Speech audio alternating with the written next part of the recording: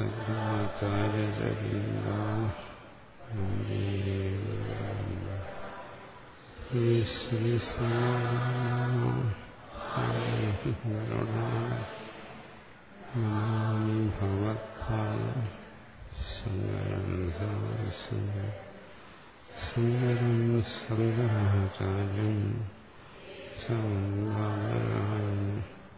സൂത്രഭാഷ്യമൃതോ വന്ദേ ഭഗവന്തോ ഈശ്വരോ ഗുരുരാത്മേതി ഭേദവിഭാഗം വ്യക്തദേഹായ ദക്ഷിണാമൂർത്തയേ.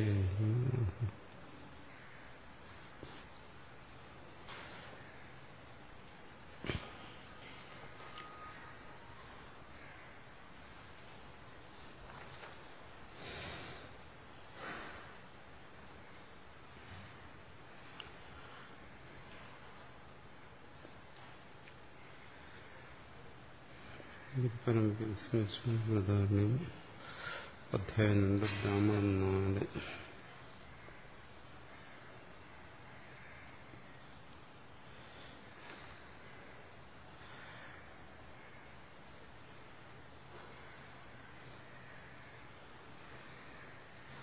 4 ആത്മവ്യതിരേകേണ അന്യത് കിഞ്ചിത് അസ്തി.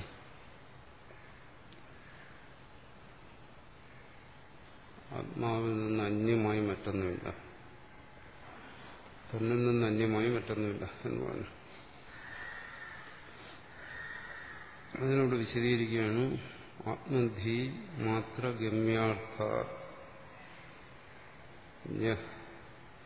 തദന്യോഭാസതേ തദ്ദർശന നിഷേധാർത്ഥം ബ്രഹ്മേത്യാഹ പരാശ്രുതി.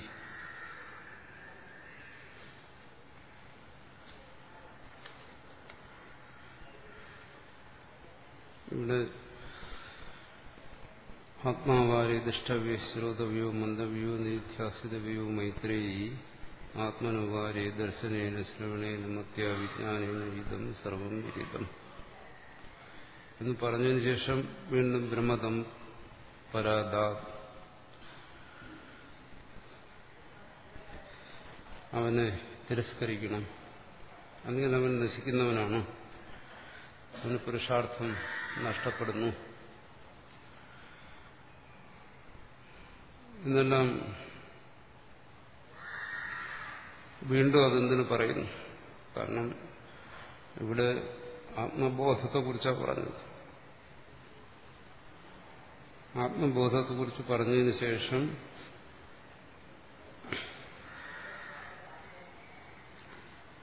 വീണ്ടും ഇവിടെ ബ്രഹ്മത്വം പരാദാ, അവനെ ബ്രാഹ്മണൻ തിരസ്കരിക്കണം, ക്ഷത്രിയൻ തിരസ്കരിക്കണം, ലോകങ്ങൾ തിരസ്കരിക്കണം. ആത്മധി മാത്ര ഗമ്യാർത്ഥ,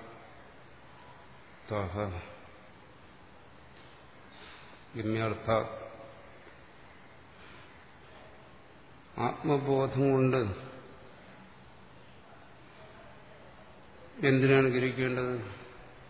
ആത്മാവിന് മറ്റൊന്നുമല്ല. അപ്പോൾ ഒരാൾക്ക് ആത്മബോധമുണ്ടെങ്കിൽ അയാൾ ആത്മാവിനെ മാത്രമേ ഗ്രഹിക്കാവൂ. അവിടെ ചോദ്യം വരും, അപ്പോൾ ഈ കാണുന്നതൊക്കെയോ? ആത്മബോധമുള്ളവരല്ലേ ശിഷ്യനെ ഉപദേശിക്കുന്നത്? അന്യനില്ലേ അവിടെ? ലോകമില്ലേ? ശരീര, ഇന്ദ്രിയം, മനസ്സ്, ഈ കർണങ്ങളുടെ വ്യാപാരം, പ്രവർത്തനങ്ങൾ, ഇതെല്ലാം ഉണ്ടല്ലോ. അങ്ങനെ ചിന്തിക്കാം. വീണ്ടും യുക്തി വരാം. ഇവിടെയും യുക്തി ആവശ്യമാണ്. പക്ഷെ ഇത് ആത്മദർശനം, ആത്മബോധത്തിന് വിരുദ്ധമായ യുക്തി വരാം. കാരണം ബുദ്ധിയുള്ളവർക്കുള്ള ഒരു കുഴപ്പം അതാണ്, അവരെപ്പോഴും യുക്തി പ്രയോഗിച്ചുകൊണ്ടിരിക്കും. അങ്ങനെ ഒരു കേവലമായ ബുദ്ധി, അതത്ര സൂക്ഷ്മമായാലും ആ ബുദ്ധി കൊണ്ടിത് ഗ്രഹിക്കാൻ പറ്റില്ല. ഒരാൾക്ക് ബുദ്ധിയുണ്ട്, അതുകൊണ്ട് ഇത് മനസ്സിലാക്കും. അയാൾക്ക് ഈ ബോധം ഉണ്ടാവുമെന്ന് പറയാൻ വയ്യ. ബുദ്ധിയോടുകൊണ്ട് സംഭവിക്കുന്നത് എന്താണ്? ഇതിന് വിരുദ്ധമായി ചോദ്യങ്ങൾ ഇങ്ങനെ ചോദിച്ചുകൊണ്ടേയിരിക്കും. അതെങ്ങനെ സംഭവിക്കും? അത് ബുദ്ധിയുടെ ഒരു കുഴപ്പം. അത് കഴിഞ്ഞ ദിവസം പറഞ്ഞല്ലോ, അന്തർമുഖമായ ശ്രദ്ധ, അതാണ് ഇതിനാവശ്യം. ബുദ്ധി ഇവിടെ പ്രയോജനം ചെയ്തില്ല. അത് ചോദ്യം, വികല്പങ്ങൾ മനസ്സിലുണ്ടായിക്കൊണ്ടിരിക്കത്തേയുള്ളൂ. കാരണം വലിയ ബുദ്ധിമാന്മാർക്കും ഇത് ഗ്രഹിക്കാൻ കഴിയാത്ത ആത്മധീമാത്ര ഗമ്യാർത്ഥ യഹത്തന്യോ ഭാസത. വീണ്ടും ആത്മബോധത്തെക്കുറിച്ച് ധരിച്ചതിന് ശേഷവും, ഇന്നതാണ് ആത്മബോധം എന്ന് ധരിച്ചതിന് ശേഷവും വീണ്ടും അന്യോഭാസത, വീണ്ടും ഭേദബുദ്ധി. തദ്ദർശന നിഷേധാർത്ഥം, ആ ബുദ്ധിയെ നിഷേധിക്കുന്നതിന് വേണ്ടി ബ്രഹ്മേത്യഹ പരാശ്രുതി. അതാണ് ഇവിടെ പരാശ്രുതി. വീണ്ടും ബ്രഹ്മ, അതായത് ബ്രഹ്മ, ഇവിടെ പറഞ്ഞുള്ള ബ്രഹ്മ എന്ന് വെച്ചാൽ ബ്രാഹ്മണൻ. അവനവനെ നിഷേധിക്കണം, ഭേദബുദ്ധിയുള്ളവനെ. എന്നുവെച്ചാൽ ഞാൻ ബ്രാഹ്മണനാണെന്ന് അഭിമാനിക്കുന്നവനെ. ആത്മബോധം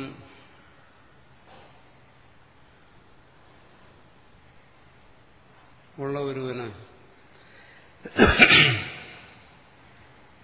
ആത്മാവ് ആണ് താനെന്നറിഞ്ഞ ഒരുവന് അങ്ങനെ ഒരു ഭേദബുദ്ധി വരാൻ പാടുള്ളതല്ല. ഇവിടെ സർവവും അതെന്നാ പറയുന്നത്. ശ്രുതേ മതേ വിജ്ഞാതേ ഇതം സർവം വിദിതം പോയി. ഇതെല്ലാം അറിയുന്നു, സർവത്തെ ആത്മാവ് അറിയുന്നു. വീണ്ടും ഭേദബുദ്ധി.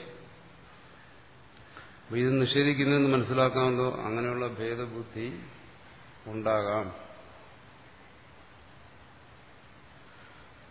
ആത്മബോധത്തിന് ശേഷവും അങ്ങനെയുള്ളൊരു ഭേദബുദ്ധി ഉണ്ടാകാം. ആത്മബോധം എന്ന് പറയുന്നത് ഭേദബുദ്ധിയെ നിഷേധിക്കുന്നതല്ലേ. വീണ്ടും ആത്മബോധത്തിന് ശേഷം അങ്ങനെ ഭേദബുദ്ധി ഉണ്ടാകുന്നു ആണ് പറഞ്ഞത്.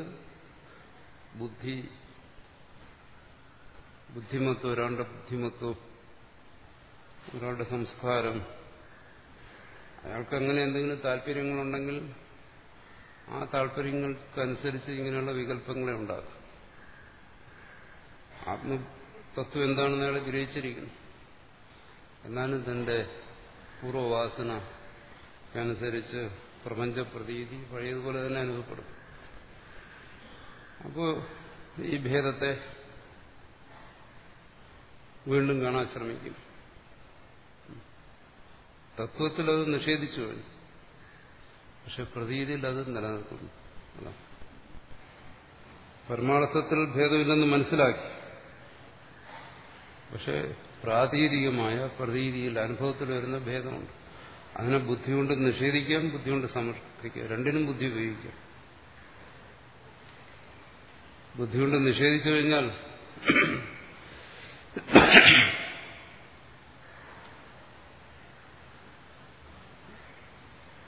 അത് സർവ്വവിധത്തിലുള്ള ദ്വൈതത്തെയും നിഷേധിക്കും. അല്ല, ബുദ്ധി കൊണ്ട് വീണ്ടും അതിനെ സമർത്ഥിക്കാൻ ശ്രമിച്ചാൽ ഭേദത്തെ, അത് ആത്മബോധത്തിന്റെ ഒരു അപൂർണത എന്ന് പറയും. ആത്മബോധത്തിന്റെ ഒരു പൂർണ്ണത എന്ന് പറയാൻ പറ്റത്തില്ല. അതുകൊണ്ടാണ് പറയുന്നത് പാരമാർത്ഥികമായ ജ്ഞാനം, മറ്റൊന്ന് വ്യാവഹാരികമായ ജ്ഞാനം എന്ന് പറയും. പാരമാർത്ഥികമായ തത്വം എന്നെ നിഗ്രഹിക്കുന്നു, പക്ഷെ ലോകവ്യവഹാരത്തിൽ വ്യാവഹാരികമായ ജ്ഞാനത്തെ അവലംബിക്കുന്നു. ആ വ്യാവഹാരികമായ ജ്ഞാനത്തിൽ എന്ത് നിലപാട് സ്വീകരിക്കും? താൻ ദർശിച്ച ആ തത്വത്തിന്റെ നിലയിൽ നിന്നുകൊണ്ടാണോ വ്യവഹാരം അനുഷ്ഠിക്കേണ്ടത്? അത് കേവലമായ പ്രതീതി, ഭ്രാന്തി, അതിനെ ആശ്രയിച്ചിട്ടാണ്. അപ്പോൾ ചിത്തസംസ്കാരം അനുസരിച്ച് ചിലർക്ക് ഈ ഭ്രാന്തിയെ ആശ്രയിച്ച് വ്യവഹാരം തുടരണമെന്ന് തോന്നും. അപ്പോൾ ബാഹ്യമായ പ്രാതീതികമായ ഈ ഭേദത്തെ വീണ്ടും ആശ്രയിക്കും. അങ്ങനെ ആശ്രയിക്കുമ്പോൾ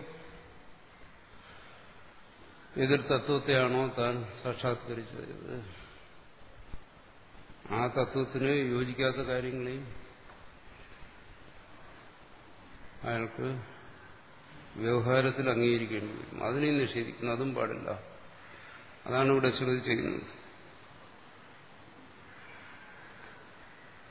തത്വബോധം അതിന് യാതൊരു തരത്തിലുള്ള കലർപ്പും വരാൻ പാടില്ല. അതിന് അജ്ഞാനം തുടങ്ങിയ ദോഷങ്ങൾ അതിനെ ബാധിക്കാൻ പാടില്ല. പ്രതീതി അത് എപ്പോഴും ഭ്രമത്തിന്റെ ഒരു അവശിഷ്ടമാണ്. പിന്നെ തത്വബോധത്തിന് ശേഷവും പ്രതീതി അവശേഷിക്കും. ഭാഷ്യകാരൻ പറയുന്നുണ്ടോ, ചക്രം കറക്കുന്ന നിർത്തിയാൽ അത് കറങ്ങിക്കൊണ്ടിരിക്കും. ആ കറക്കത്തെക്കുറിച്ച് അവിടെ പറയുന്നു. അവിടെ എന്ത് നിലപാടാണ്? അങ്ങനെ മുമ്പ് പറഞ്ഞെന്താണ്? തത്വബോധത്തിന് ശേഷവും സർവവും ബ്രഹ്മം എന്നറിയുന്നു. കഴിഞ്ഞ ദിവസം പറഞ്ഞു. തത്വബോധത്തിന് ശേഷം പിന്നെന്തറിയാനാണ്? പിന്നെന്താ സർവവും ബ്രഹ്മം എന്ന് പറയുന്നത്? തത്വബോധം തന്നെ അതാണല്ലോ. പറയുന്നു അങ്ങനെയല്ല. തത്വബോധത്തിന് ശേഷവും ഈ ശ്രവണം, ദർശനം, മനനം തുടങ്ങിയ പ്രവൃത്തികൾ നടന്നുകൊണ്ടിരിക്കുമ്പോൾ ആ പ്രവൃത്തികൾ പ്രാദേശികമായ ദ്വൈതത്തെ ആശ്രയിച്ചിട്ടാണ്. ആ ദ്വൈതത്തോട് എന്ത് നിലപാട് സ്വീകരിക്കണം? അവിടെയും അദ്വൈതം തന്നെ സ്വീകരിക്കും എന്നോ? അവിടെയും ആ അദ്വൈത ബോധത്തിനനുസരിച്ചുള്ള വ്യവഹാരം വേണം. അതാണ് ശ്രുതിയുടെ നിലപാട്. അതുകൊണ്ട് പറയുന്നു അങ്ങനെയുള്ള അഭിമാനങ്ങളെല്ലാം ഉപേക്ഷിക്കണം. സർവതരത്തിലുള്ള അത് വ്യവഹാരത്തിൽ പോടും പാടില്ല.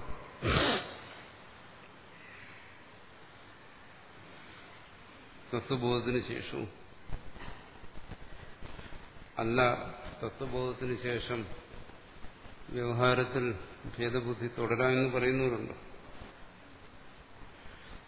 അതിനങ്ങനെ നിയമനം ചെയ്യാൻ കഴിയത്തില്ല. തത്വബോധത്തിന് ശേഷം ഒരാളെങ്ങനെയാണ് വ്യവഹരിക്കേണ്ടത്, അത് മറ്റൊരാൾക്ക് ഒരു നിയമം അതിനുണ്ടാക്കാൻ പറ്റത്തില്ല. അതിന് പുതിയ പറയുന്നൊരു പേരുണ്ടെന്നാണ് പ്രാരബ്ധം. പ്രാരബ്ധ കർമ്മം. ആ കർമ്മം അനുസരിച്ച് ഓരോരുത്തരും അവരവർ ചെയ്യേണ്ട രീതി പ്രവർത്തിച്ചോളും. അങ്ങനെ പറയുന്നവരുണ്ട്. അങ്ങനെ വരുമ്പോൾ ഈ പ്രതീതി ദ്വൈതമുള്ളതുകൊണ്ട് ദ്വൈതത്തെ ആശ്രയിച്ചുള്ള പ്രവർത്തനങ്ങളും ആകാം.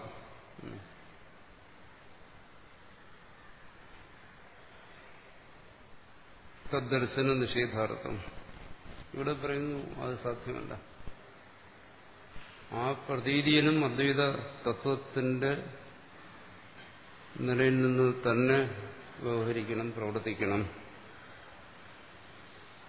അതിനു വേണ്ടിയിട്ടാണ് തുടർന്നു വരുന്ന ശ്രുതി ഈ ഭേദബുദ്ധിയെ വീണ്ടും തത്വജ്ഞാനത്തിന് ശേഷം ആ ഭേദബുദ്ധിയെ നിരാകരിക്കുന്നു. ഇത് ശ്രുതിയുടെ താല്പര്യമാണ്.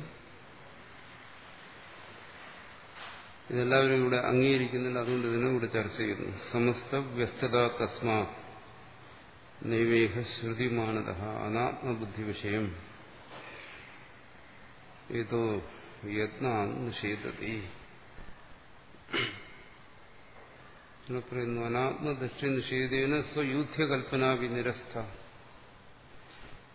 അദ്വൈതികളിൽ തന്നെ, സ്വയൂഥ്യം എന്ന് വെച്ചാൽ അദ്വൈതികൾ എന്ന് പറയുന്നവരിൽ തന്നെ ഇങ്ങനൊരു നിലപാട് സ്വീകരിക്കുന്നുണ്ട്. ആത്മബോധത്തിന് ശേഷം ആ വ്യവഹാരം എങ്ങനെയായിരിക്കണം? ആത്യന്തികമായി അതിന് പറയുന്ന സമാധാനം ഇതാണ്. പ്രാരബ്ധം എന്ന് ചേർക്കും നിർവചിക്കാൻ പറ്റത്തില്ല. എന്താണ് ഇവിടെ? തത്വബോധത്തിന്റെ വെളിച്ചത്തിൽ അതിനെ നിർവചിക്കുകയാണ്. ഇവിടെ അദ്വൈതികളെ തന്നെ ഇവിടെ മനസ്സിലാക്കി കൊടുക്കുകയാണ്. ഇവിടെ അത് കഴിഞ്ഞ് പിന്നീട് യാതൊരു തരത്തിലുള്ള ഭേദവും എന്നോട് പറഞ്ഞ സമസ്ത വ്യസ്തത, സമസ്തം വ്യസ്തം എന്നുള്ള തരത്തിൽ വരുന്ന ഭേദങ്ങൾ. ഒരാൾ പറയുന്നു എന്റെ സ്വരൂപം എന്താണെന്ന് ഞാൻ മനസ്സിലാക്കി. അത് സച്ചിദാനന്ദമാണ്. പക്ഷെ ഈ ലോകം, എന്റെ മുമ്പിൽ നിൽക്കുന്ന ലോകം, അത് അനർഥ ജഡ ദുഃഖരൂപമായി എന്നും അനുഭവപ്പെടുന്നതാണ് ഈ ശരീരം നശിക്കുന്നതുവരെ.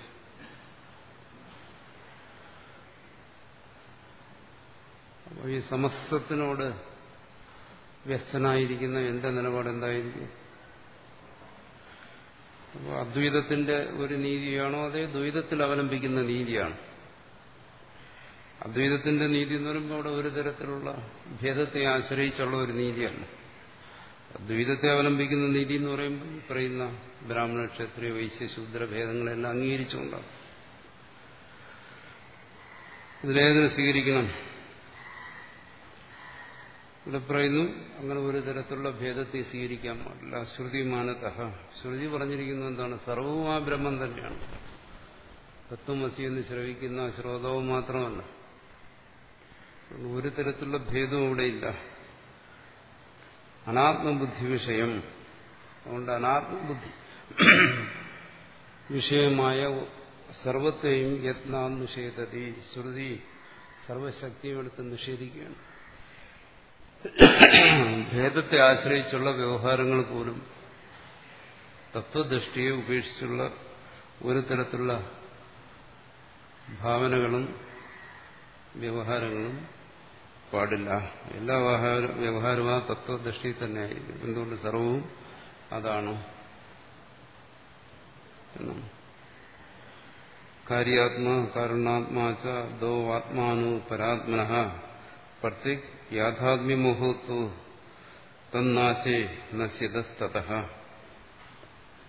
ഇവിടെ ഒരു തരത്തിലുള്ള ഭേദത്തെ സ്വീകരിക്കാൻ പാടില്ല. കാര്യാത്മാ കാരണാത്മാ ഇങ്ങനെ എല്ലാം വേർതിരിക്കുന്നു. കാര്യകാരണ ബുദ്ധി,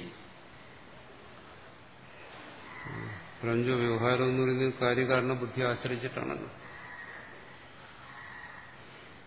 ഈ കാര്യകാരണ ബുദ്ധി ബാഹ്യമായി നമുക്ക് ഈ തത്വത്തെ മനസ്സിലാക്കുന്നതിനുള്ള ഒരു ദൃഷ്ടാന്തമായി മാത്രം സ്വീകരിച്ചിരിക്കുന്നതാണ്. വെള്ളത്തിൽ നിന്ന് തിരയുണ്ടാകുന്നു, അതുപോലെ വെള്ളവും തിരയും അഭേദമാണ്. ഇത്തരത്തിൽ സർവത്ര കാര്യകാരണ അഭേദത്തെ ബോധിപ്പിക്കുന്നു ഒരു ദൃഷ്ടാന്തമായിട്ട്. അതുപോലെ പറയുന്നു, ഇതിനൊരു സൃഷ്ടികർത്താവുണ്ട്, അതിൽ നീ സൃഷ്ടി ഉണ്ടായി. ആ സൃഷ്ടികർത്താവിനോട് അഭിന്നമായിരിക്കുന്നു. ആദ്യം കാര്യകാരണങ്ങളെ സ്വീകരിച്ചിട്ട് അതിനെ നിഷേധിക്കും. ഒരു നിർഗുണമായ ബ്രഹ്മം, അതിൽ നിന്ന് ഒരു സഗുണബ്രഹ്മം ഉണ്ടായി. ഇത്തരത്തിൽ എല്ലാം പറയുന്ന ഈ ഭേദബുദ്ധികളെല്ലാം പ്രത്യേക യാഥാത്മ്യമോഹോത്സവം ആത്മബോധം ഇല്ലായ്മ കൊണ്ടുണ്ടായതാണ്. തന്നാശേ നശ്യതസ്തതഃ. അപ്പോൾ ഈ ഭേദവ്യവഹാരത്തിന് ആശ്രയമായിരിക്കുന്ന എല്ലാ ഭേദവും ആത്മബോധത്തിൽ നശിച്ചു പോകുന്നു. ആത്മബോധത്തിന് തടസ്സമായിരുന്ന ആ അറിവില്ലായ്മ അത് മാറുമ്പോൾ ഈ ഭേദബുദ്ധി നശിക്കുന്നു. ആത്മബോധത്തിന് ശേഷവും ഒരു തരത്തിലുള്ള ഭേദബുദ്ധിയും പാടില്ല. അപൂർവ അനുപരോക്തേഹി കാര്യകാരണാത ആത്മനഃ കുത പ്രമാണസംഭാവ്യ കാര്യകാരണ ഘസ്മരി. ഈ കാര്യകാരണം എന്ന് പറയുന്നത് സ്വയം തന്നെ നശിച്ചു പോകുന്നതാണ്. അതിനെ നശിപ്പിക്കാൻ മറ്റൊന്നും വേണ്ട, അത് സ്വയം തന്നെ നശിപ്പിക്കുന്നതാണ്. ശ്രുതി പറയുന്നത് എന്താണ്? അപൂർവം അനപരം എന്നെല്ലാം പറയുന്നു. അതുകൊണ്ട് ആത്മാവിൽ ഇത്തരം കാര്യകാരണത്വമൊന്നുമില്ല, സർവഭേദശൂന്യമാണ്. ശ്രുതി അതിനെ അംഗീകരിക്കുന്നില്ല, അത് സ്വയം നശിച്ചു പോകുന്നതാണ്. അതുകൊണ്ട് ഒരു തരത്തിലുള്ള ഭേദബുദ്ധി ആശ്രയിച്ചുള്ള വ്യവഹാരവും ആത്മബോധത്തിൽ പാടില്ല.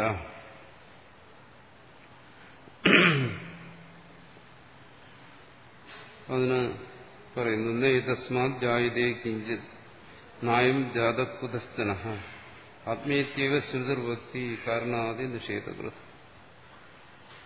ഇത് നയതസ്മാത് ജായതേ കിഞ്ചിത്, ഇതിൽ നിന്നൊന്നും ഉണ്ടാകുന്നില്ല.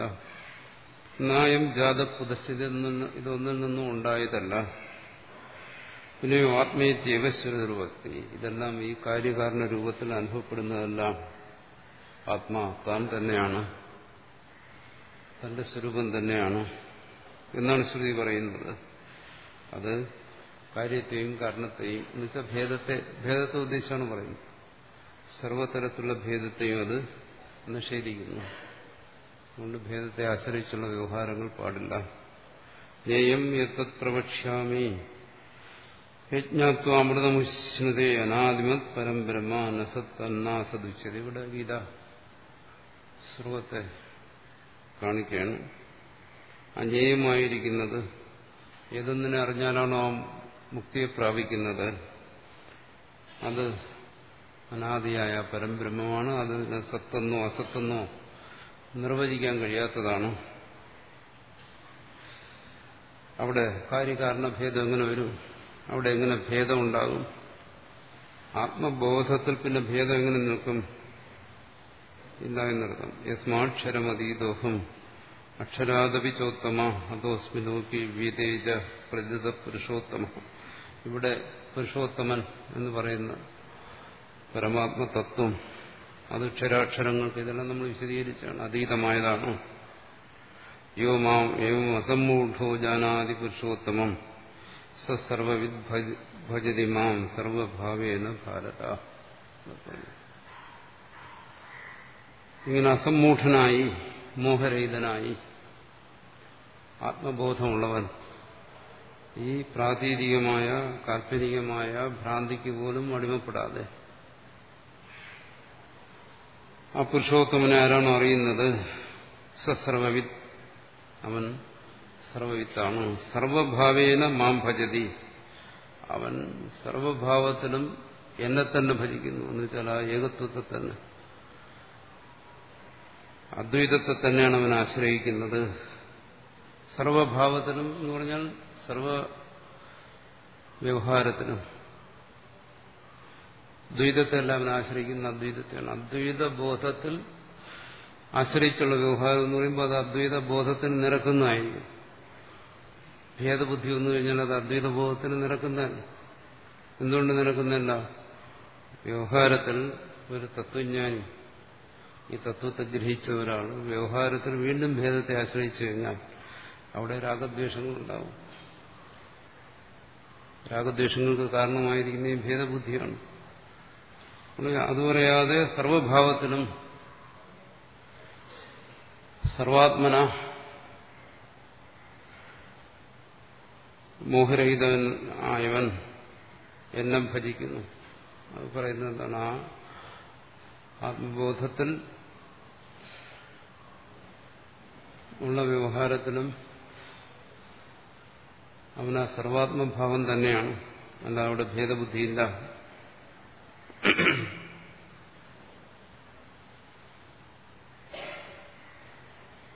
അതുകൊണ്ട് ആത്മബോധത്തിന് ശേഷം ഭേദത്തെ സ്വീകരിക്കാൻ സാധ്യമല്ല. പക്ഷെ അത് അങ്ങനെ ആത്മബോധത്തിന് ശേഷവും ഭേദബുദ്ധിയെ ചിലർ അംഗീകരിക്കുന്നു എന്നുള്ളത് കൊണ്ടാണ് ഇത് പറയേണ്ടി വരുന്നത്.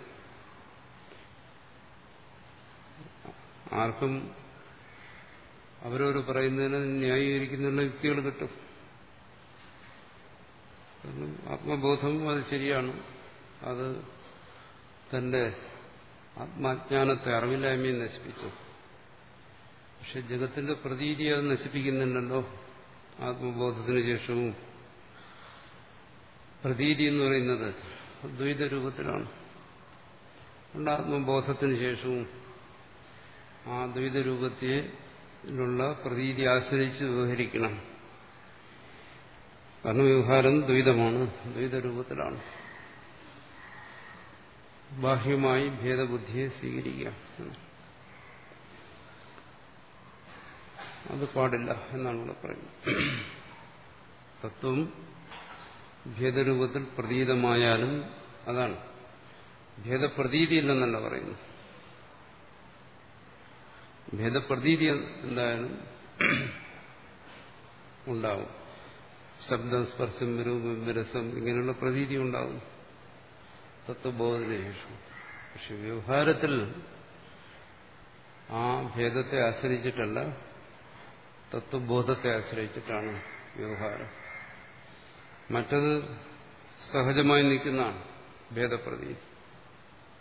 അതിന്റെ സ്വഭാവം അനുസരിച്ച് നിന്നോളൂ.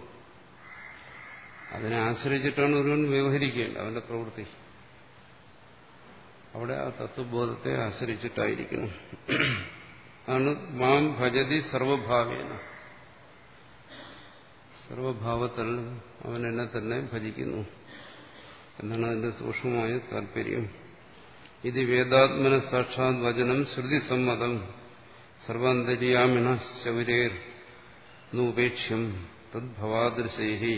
അതുകൊണ്ട് പറയുന്നു, ആരാണോ വീണ്ടും ഭേദത്തെ സ്വീകരിക്കുന്നത്, അത് ഏത് രീതിയിലായാലും ശരി, വീണ്ടും ഭേദബുദ്ധിയെ ആശ്രയിച്ച് ഭേദവ്യവഹാരം ചെയ്യുന്നത്, അവർ വേദാത്മനഃ വേദസ്വരൂപനായ ജ്ഞാനസ്വരൂപനായ സർവാന്തര്യാമിണഃ സർവാന്തര്യാമിയായിരിക്കുന്ന ശൗരിയുടെ ശ്രീകൃഷ്ണന്റെ സാക്ഷാത് വചനം, ആ വചനത്തെ ശ്രുതി സമ്മതമായ ശ്രുതി പ്രമാണത്തിന് അനുകൂലിക്കുന്നതായ ആ വചനത്തെ നൂപേക്ഷ്യം ഭവാദൃശൈഹി, വീണ്ടും ഭേദത്തെ വ്യവഹാരത്തിൽ ആശ്രയിച്ചുകൊണ്ട് ഭേദവ്യവഹാരത്തെ സമർത്ഥിക്കാൻ ശ്രമിക്കുന്ന നിങ്ങളെപ്പോലെയുള്ളവർ ഭഗവാന്റെ വാക്കിനെ ഉപേക്ഷിക്കരുത്. ശനിചൈവ ശുപാഗേച പണ്ഡിത സമദർശിന എന്ന് പറഞ്ഞില്ലേ, അങ്ങനെ ധാരാളം പറഞ്ഞിട്ടുണ്ട്. അതുകൊണ്ട് തത്രൈവം സതിയോ മൂഢ കാര്യകാരണദർശന. അതുകൊണ്ട് ഏതൊരു മൂഢനാണോ ഈ ഭേദത്തെ കാണുന്നവൻ, പരാങ്മുഖം, അവൻ ബഹിർമുഖനാണ്. അവൻ തത്വത്തെ വിട്ടിട്ട് നാമരൂപങ്ങളെ ശ്രദ്ധിക്കുന്നു. തത്വദൃഷ്ടിയിലല്ല അതിനെ കാണുന്നു. അജ്ഞനെങ്ങനെയാണോ നാമരൂപങ്ങളെ ഭിന്നങ്ങളായി കാണുന്നത്, അവൻ അതിനനുസരിച്ച് വ്യവഹരിക്കുന്നു. അതുപോലെ തത്വജ്ഞാനി വ്യവഹരിച്ചാലോ മോഹിതനായി മൂഢനായി അത് പാടില്ല എന്ന് പറയും.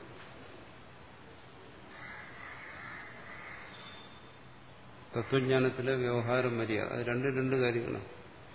തത്വജ്ഞാനത്തിന്റെ കാര്യത്തിൽ ആർക്കും അഭിപ്രായ വ്യത്യാസമില്ല. തത്വജ്ഞാനത്തിന്റെ രൂപം ഏകമാണ് എന്നുള്ളതാണ്. പക്ഷെ വ്യവഹാരത്തിന്റെ കാര്യത്തിൽ വ്യത്യാസമുണ്ട്.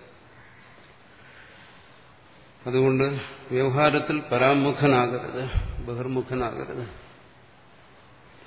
അങ്ങനെ ആകുന്നവന് നിദധ്യ. ഇവിടെ മന്ത്രത്തിൽ പറഞ്ഞെന്താണ്? പരാദാ. അതിനുള്ള പറയുന്നവന് ഉപേക്ഷിക്കേണ്ടതാണ്.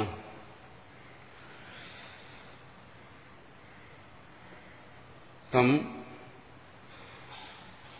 ആത്മകൃഷ്ണത്വ ദർശനം, ആത്മാകൃഷ്ണത്വ ദർശനം. അവൻ കൃഷ്ണദർശിയല്ല, ആ ആത്മാവിന്റെ പൂർണ്ണത നേരത്തെ പറഞ്ഞല്ലോ, അവന്റെ ദർശനത്തിലൊരു അപൂർണതയുണ്ട്. ആ പൂർണ്ണതയെ ദർശിക്കുന്ന അവനെ ഉപേക്ഷിക്കണം, സ്വീകരിക്കാൻ പാടില്ല എന്നാണ്. ആത്മബോധത്തിന് ശേഷം വ്യവഹാരത്തിൽ യാതൊരു തരത്തിലുള്ള ഭേദബുദ്ധിയെ ആശ്രയിക്കണം. ആത്മബുദ്ധിക്ക് അനുസരിച്ച് തന്നെ വ്യവഹരിക്കണം എന്നാണ് ശ്രുതി പറയുന്നത്. ഇവിടെ ഭാഷ്യകാരൻ വ്യാഖ്യാനിച്ചതും അതുപോലെ തന്നെയാണ്. കണ്ണൂടെ മറ്റൊരു തരത്തിൽ വ്യാഖ്യാനിക്കാൻ കഴിയത്തില്ല. ബ്രഹ്മതം പരാദധ്യ, അത് വേറെ തരത്തിലങ്ങനെ വ്യാഖ്യാനിക്കും. ആരാണോ തന്നെ ആത്മാവ് അറിയാതെ ബ്രാഹ്മണനായി അറിയുന്നത്, ദേഹാഭിമാനിയെ അറിയുന്നത്, ക്ഷത്രിയനായി അറിയുന്നത്, അവനെ തിരസ്കരിക്കണം. അവനെ അറിവുള്ളവനായി സ്വീകരിക്കരുത്, അവന് പുരുഷാർത്ഥം നഷ്ടപ്പെടുന്നു എന്ന് പറയുമ്പോൾ ഇതിനെ മറ്റൊരു തരത്തിൽ വ്യാഖ്യാനിക്കാൻ കഴിയത്തില്ല. അതുകൊണ്ട് അതെന്താ പറഞ്ഞിരിക്കുന്നു അതുപോലെ തന്നെ വ്യാഖ്യാനിച്ചിരിക്കുന്നു.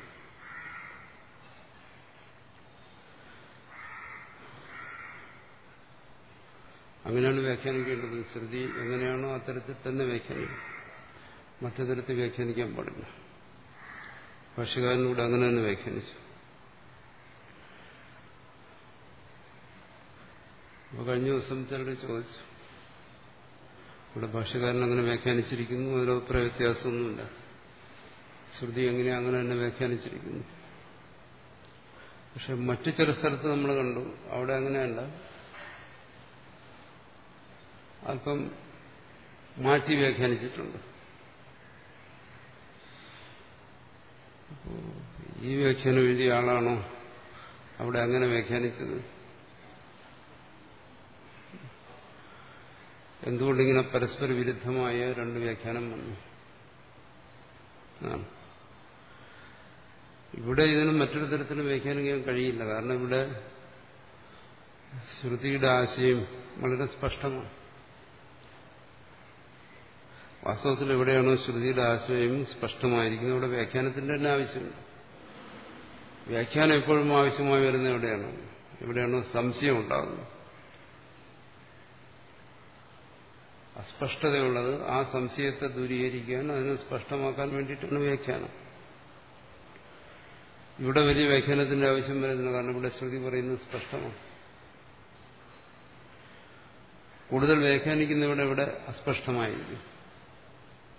അങ്ങനെ അസ്പഷ്ടമായിരിക്കുന്നിടത്ത് ഒരാൾക്ക് അവരവരുടെ താല്പര്യമനുസരിച്ച് വ്യാഖ്യാനിക്കും. സ്പഷ്ടമായിരിക്കുന്നിടത്ത് തന്റെ താല്പര്യമൊന്നും പ്രകടിപ്പിക്കാൻ ഒക്കത്തില്ല, കാരണം അത് സ്പഷ്ടമാണ്. അതാണ് രണ്ടു തരത്തിലുള്ള വ്യാഖ്യാനം വരുന്നത്. നേരത്തെ പറഞ്ഞല്ലോ, ആത്മബോധത്തിന് ശേഷവും എങ്ങനെ വ്യവഹാരം വരണം, അക്കാര്യത്തിൽ അഭിപ്രായ വ്യത്യാസം വരാം.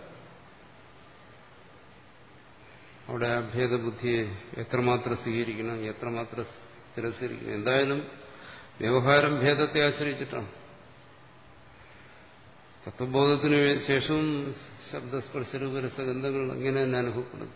ധാരാളം സ്ഥലത്തത് പറയുന്നുണ്ട്. അവിടെ കേവലം ആ തത്വനിഷ്ഠയിൽ നിന്നുകൊണ്ട് തന്നെ ആ വ്യവഹാരത്തിൽ ചെയ്യണമോ അതേ ആ ഭേദത്തെ കൂടെ സ്വീകരിക്കണം. ആ ഭേദം സത്യമല്ലെങ്കിലും അതിനെ കൂടെ സ്വീകരിക്കാം എന്നൊരു പക്ഷമുണ്ട്. ആ പക്ഷത്തെ അനുകൂലിച്ചുകൊണ്ടാണ് അങ്ങനെയുള്ള ഭാഗങ്ങളിൽ കടന്നു വ്യാഖ്യാനിക്കുന്നത്, ആ പക്ഷത്തെ അംഗീകരിച്ചുകൊണ്ട്. ഇവിടെ അത്തരം ഒരു പക്ഷത്തിന് ഏതൊരു നിലയുമില്ല, ഒരു വിലയുമില്ല. അതുകൊണ്ട് ഇവിടെ അതിനെ നിഷേധിക്കുന്നു. അപ്പോൾ അതിനെ നിഷേധിച്ചതിനനുസരിച്ച് ഇവിടെ വ്യാഖ്യാനിക്കുന്നു.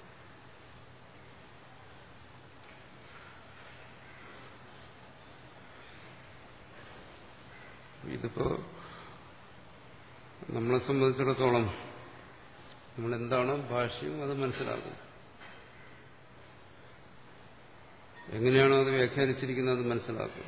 അതിനകത്ത് യാതൊരു തരത്തിലുള്ള മുൻവിധിയുടെയും ആവശ്യമില്ല.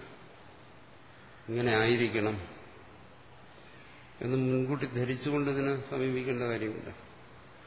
ഇതിനെ മനസ്സിലാക്കിയിട്ട് ഇത് ഇന്നതാണെന്ന് മനസ്സിലാക്കും. മുൻകൂട്ടി ഇത് ഇന്നതായിരിക്കും, അദ്വൈതം ഇന്നതായിരിക്കും എന്ന് ധരിച്ചു വെച്ചാൽ പിന്നെ ഇതിന്റെ ആവശ്യമില്ല. വ്യാഖ്യാനം ഇങ്ങനെ ആയിരിക്കും എന്ന് മുൻകൂട്ടി തീരുമാനിക്കുന്നു. അത് ആ വ്യാഖ്യാനത്തെ മനസ്സിലാക്കും. മുൻവിധി പാടില്ല. അപ്പോൾ എവിടെയെങ്കിലും തിരിച്ചു മറിച്ച് വ്യാഖ്യാനിച്ചിട്ടുണ്ടെങ്കിൽ അതിനങ്ങനെ മനസ്സിലാക്കും. അല്ല, ശരിയായ രീതിയിലാണ് വ്യാഖ്യാനിച്ചിട്ടുണ്ടെങ്കിൽ അതങ്ങനെ മനസ്സിലാക്കും. പ്രത്യേകിച്ച്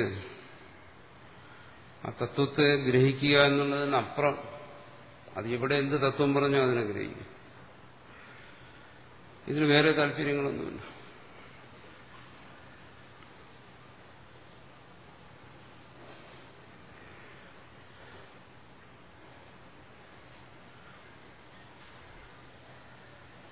എന്നോട് പലരും ചോദിച്ചിട്ടുണ്ട്, ശങ്കരാചാര്യര് അങ്ങനെ പറഞ്ഞു ഇങ്ങനെ പറഞ്ഞു എന്നൊക്കെ പറയുന്നത് ശരിയാണോ? അങ്ങനെ ശങ്കരാചാര്യര് അങ്ങനെ പറഞ്ഞു ഇങ്ങനെ പറയുന്നു പറയണമെന്ന് എനിക്ക് യാതൊരു നിർബന്ധമില്ല. കണ്ടതിനെ പറയുന്നു എന്നുള്ളതല്ല, അത് പറയാതിരിക്കുന്ന എങ്ങനെ? പ്രത്യേകിച്ച് വിമർശിക്കാൻ വേണ്ടി ഒരിടത്തും വിമർശിക്കുന്നില്ല. സ്തുതിക്കാൻ വേണ്ടി സ്തുതിക്കുന്നുമില്ല.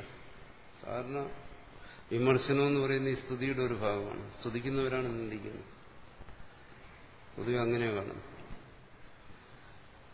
ഒരാൾ ആരെങ്കിലും കൂടുതൽ സ്തുതിക്കുന്നുണ്ടെങ്കിൽ മനസ്സിലാക്കണം ഇത് നിന്ദിക്കാൻ വേണ്ടിയിട്ടാണ്. ഉടനെ വരും നിന്ദ അതിന്റെ പിറകെ.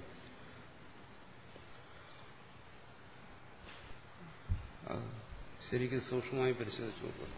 ആരാണോ കൂടുതൽ സ്തുതിക്കുന്നത് അവര് കുറച്ച് കാലതാമസം വരുമായിരിക്കും, അതുപോലെ നിന്ദിക്കുകയും ചെയ്യും.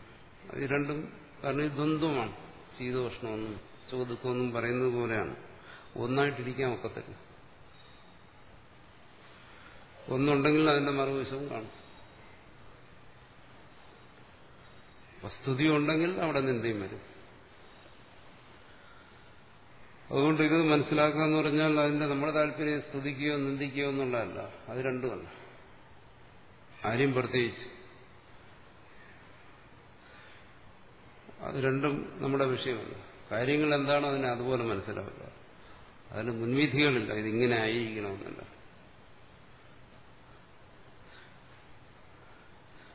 ഫലത്തിൽ അത് ചിലപ്പോൾ വിമർശന രൂപത്തിലാവും. അങ്ങനെ ഭാഷ എഴുതിയിരിക്കുന്നു, അത് ആ രീതിയിൽ തന്നെ വ്യാഖ്യാനിച്ചു കഴിഞ്ഞാൽ അത് ചിലപ്പോൾ വ്യാഖ്യാതാവിന് ശോഭനമാകത്തില്ല. അത് വ്യാഖ്യാതാവിന്റെ തകരാറാണ്, വിശദീകരിക്കുന്നതിന്റെ ദോഷമല്ല.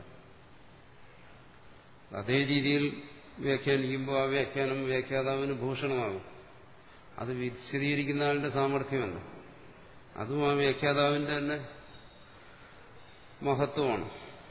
അതിലത് വ്യാഖ്യാനിക്കുന്ന ആൾക്കാർക്ക് അതിന് പ്രത്യേകിച്ച് പങ്കൊന്നുമില്ല. ഇതിൽ സ്തുതിയും നിന്ദയൊന്നുമില്ല.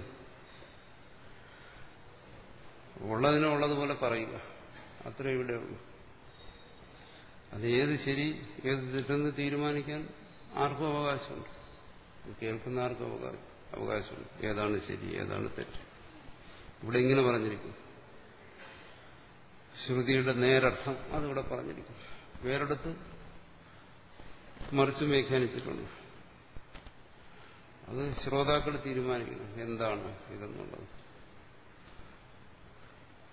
അല്ലാതെ ഇതിൽ മറ്റൊരു തരത്തിലുള്ള മുൻവിധിയും ആരോടെങ്കിലുമുള്ള അന്ധമായ വിരോധമോ അന്ധമായ ഭക്തിയോ ഒന്നുമില്ല. അന്ധതയെ പിന്തുടരുന്ന ഒന്നുമില്ല, വിരോധമില്ല, ഭക്തിയില്ല. ഉണ്ടെങ്കിൽ അത് തത്വത്തിൽ നിന്നുകൊണ്ടാണ്. അവിടെ തത്വത്തിൽ വരുമ്പോൾ പിന്നെ അവിടെ ഭക്തിക്കും വിരോധത്തിനൊന്നും സ്ഥാനമില്ല. അതാണിവിടെ വാർത്തികാരനും പറയുന്നത് തന്നെയാണ്. തത്വത്തെ ഗ്രഹിക്കുക. ആത്മ അകൃഷ്ണത്വ ദർശനം. ആ തത്വദർശനത്തിൽ ഒരു അപൂർണത വരാൻ പാടില്ല. അതിൽ അപൂർണത വന്നു കഴിഞ്ഞാൽ അതിനെ തള്ളിക്കളയുക. അതാര് പറഞ്ഞു എന്നുള്ളതാണ്. ഭാഷ്യകാരൻ തന്നെ പറയുന്നുണ്ട്, വേദം പറഞ്ഞാലും ശരി തള്ളിക്കളയണം, അസംബന്ധമാണ്. വേദം എന്ന് പറഞ്ഞ് സ്വീകരിക്കാൻ പറ്റത്തില്ല, ശരിയല്ലെന്ന് തോന്നുന്നു.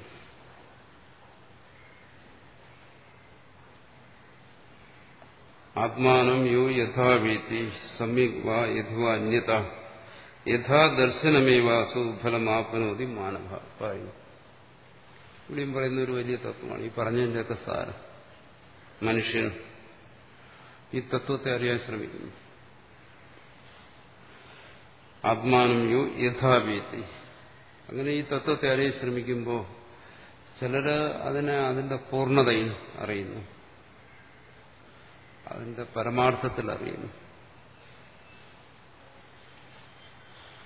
സമ്യക് വാ യതിവ അന്യത. ചിലരത് സമ്യക്കായി അറിയുന്നു, പൂർണ്ണമായി അറിയുന്നു. യതിവ അന്യത, ചിലരങ്ങനെയല്ല, അതിനെ അപൂർണമായി അറിയും. അവിടെ അറിവിൽ എവിടെയെങ്കിലും പോരായ്മകൾ വരും. യഥാദർശനമേവാസു ഫലമാപ്നോതി മാനവ. എന്തിനു വേണ്ടിയാണ് ഇത് അറിയുന്നത്? ആത്മാവിനെ അറിയുന്ന എന്തിനു വേണ്ടിയിട്ടാണ്? ഇവിടെ പറയുന്നത് മുക്തി, ബന്ധമുക്തി, അതിനു വേണ്ടിയിട്ടാണ്. അവന്റെ അറിവ് എങ്ങനെയാണോ അതിനനുസരിച്ച് അവന് ഫലം. അപ്പോൾ ഇതിനെ എങ്ങനെയും അറിയാവുന്ന ഇതിൽ നിന്ന് തന്നെ വ്യക്തമാകുന്നു. പൂർണ്ണമായും അറിയാം, അപൂർണമായും അറിയാം. നേരത്തെ പറഞ്ഞു അകൃഷ്ണത്വദർശി. അവന്റെ ദർശനം എങ്ങനെയോ, അവന്റെ അറിവ് എങ്ങനെയോ അതിനവന് ഫലമുണ്ടാകും. പൂർണ്ണ ദർശനമാണെങ്കിൽ അവന് പൂർണ്ണഫലം, അപൂർണ ദർശനമാണെങ്കിൽ അപൂർണമായ ഫലം. എന്നുവെച്ചാൽ അവൻ എവിടെയെങ്കിലും ഭേദത്തെ ദർശിക്കുകയാണെങ്കിൽ അതവന്റെ ദർശനത്തിലുള്ള അപൂർണത. അവൻ ആ ഭേദത്തെ അല്ല, അഭേദത്തെയാണ് ദർശിക്കുന്നതെങ്കിൽ അതവന്റെ ദർശനത്തിലുള്ള പൂർണ്ണത. അതനുസരിച്ചിട്ടാണ് അവന്റെ മുക്തി. ആർക്കും മുക്തി കിട്ടി, ആർക്കും മുക്തി കിട്ടിയില്ല, ആരുടെ ദർശനം പൂർണ്ണം, ആരുടെ ദർശനം പൂർണ്ണമല്ല എന്നൊന്നും നമ്മൾ ചിന്തിച്ചിട്ട് കാര്യമില്ല. ആരും ഇത് പറയുന്ന അവരവരുടെ ദർശനത്തെക്കുറിച്ചാണ്. മറ്റുള്ളവരുടെ ദർശനത്തെ നമുക്കറിയാൻ പറ്റത്തില്ല. ശങ്കരാചാര്യന്റെ ദർശനമോ അല്ലെങ്കിൽ വേറൊരാളുടെ ദർശനമൊന്നും നമുക്കറിയാൻ കഴിയില്ല. അത് പറയുന്നത് സ്വസംവേദ്യമാണ്. അനുഭവം എന്ന് പറയുന്നത് സ്വസംവേദ്യമാണ്, മറ്റൊരാൾക്ക് സംവേദ്യമാകുന്ന കാര്യമില്ല. ആരാണോ ഇത് അറിയുന്നത് അവന്റെ ദർശനത്തെ, എന്നുവെച്ചാൽ ശ്രോതാവ് അവന്റെ ദർശനത്തെ പൂർണ്ണമാക്കാൻ ശ്രമിക്കും. മറ്റുള്ളവരുടെ ദർശനത്തെക്കുറിച്ച് എങ്ങനെയാണ് അറിയുന്നത്? അത് പൂർണ്ണമാണെങ്കിൽ അവൻ അതിന്റെ ഫലമുണ്ടാകും, അത് അപൂർണമാണെങ്കിൽ അപൂർണതയുടെ ഫലമുണ്ടാകും.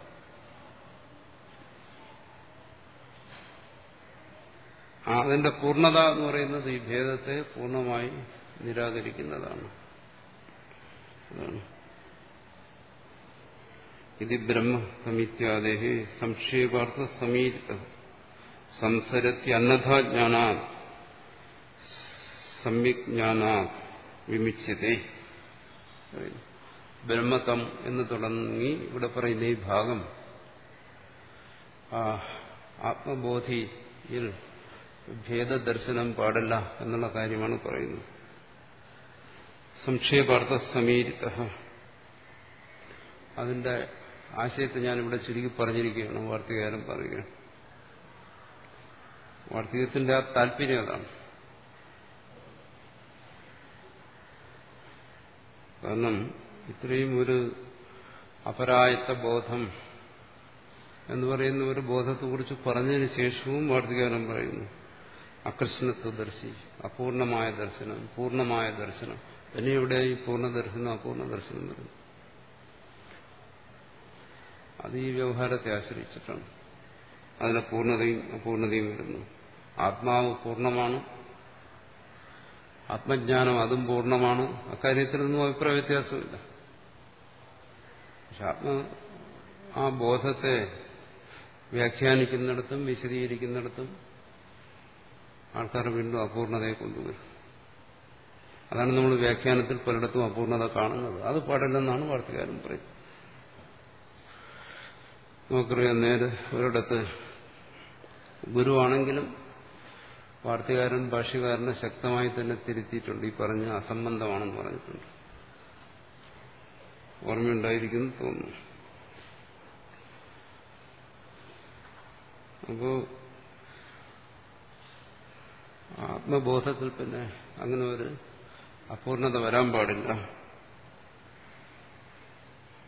ഇനി അങ്ങനെ ഒരു അപൂർണത വന്നാൽ സംസാരത്തിൽ അന്യഥാജ്ഞാന, ഏതെങ്കിലും ഒരു അന്യഥാജ്ഞാനം അതിൽ കടന്നു വന്നാൽ, ഏതെങ്കിലും ഒരു ഭേദബോധം അതിൽ വന്നു കഴിഞ്ഞാൽ അതിന്റെ ഫലം മുക്തി എന്നല്ല പറയുന്നത്, അത് സംസാരം തന്നെയാണ്.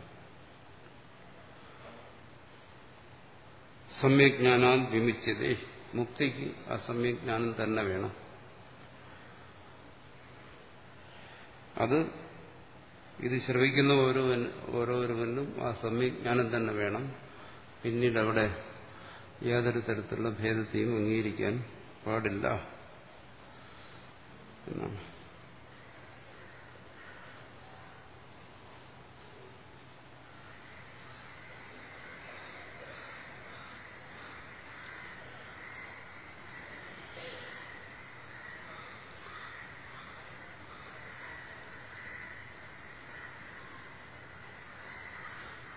കഥം പുനരിതാനും ഇതം സർവം ആത്മവേദി ഗ്രഹീതും ശക്യതേ. സർവവും ആത്മാവാണെന്ന് എങ്ങനെ ഗ്രഹിക്കാൻ കഴിയും? ഭാഷ്യത്തിൽ നാമരൂപാദി ഭേദഭിന്നം അഖിലം ജഗത്. ജഗത്തിനെ സമീകരിക്കാൻ സാധ്യമല്ല, ജഗത്തിനെ അഭേദമാക്കാൻ കഴിയില്ല. എന്തുകൊണ്ട്? നാമരൂപാദി ഭേദം ഭിന്നമാണ്. നാമരൂപാദി ഭേദങ്ങളെ കൊണ്ട് ഇത് നാനാരൂപത്തിലിരിക്കുന്നു. ഇതിനെ എങ്ങനെ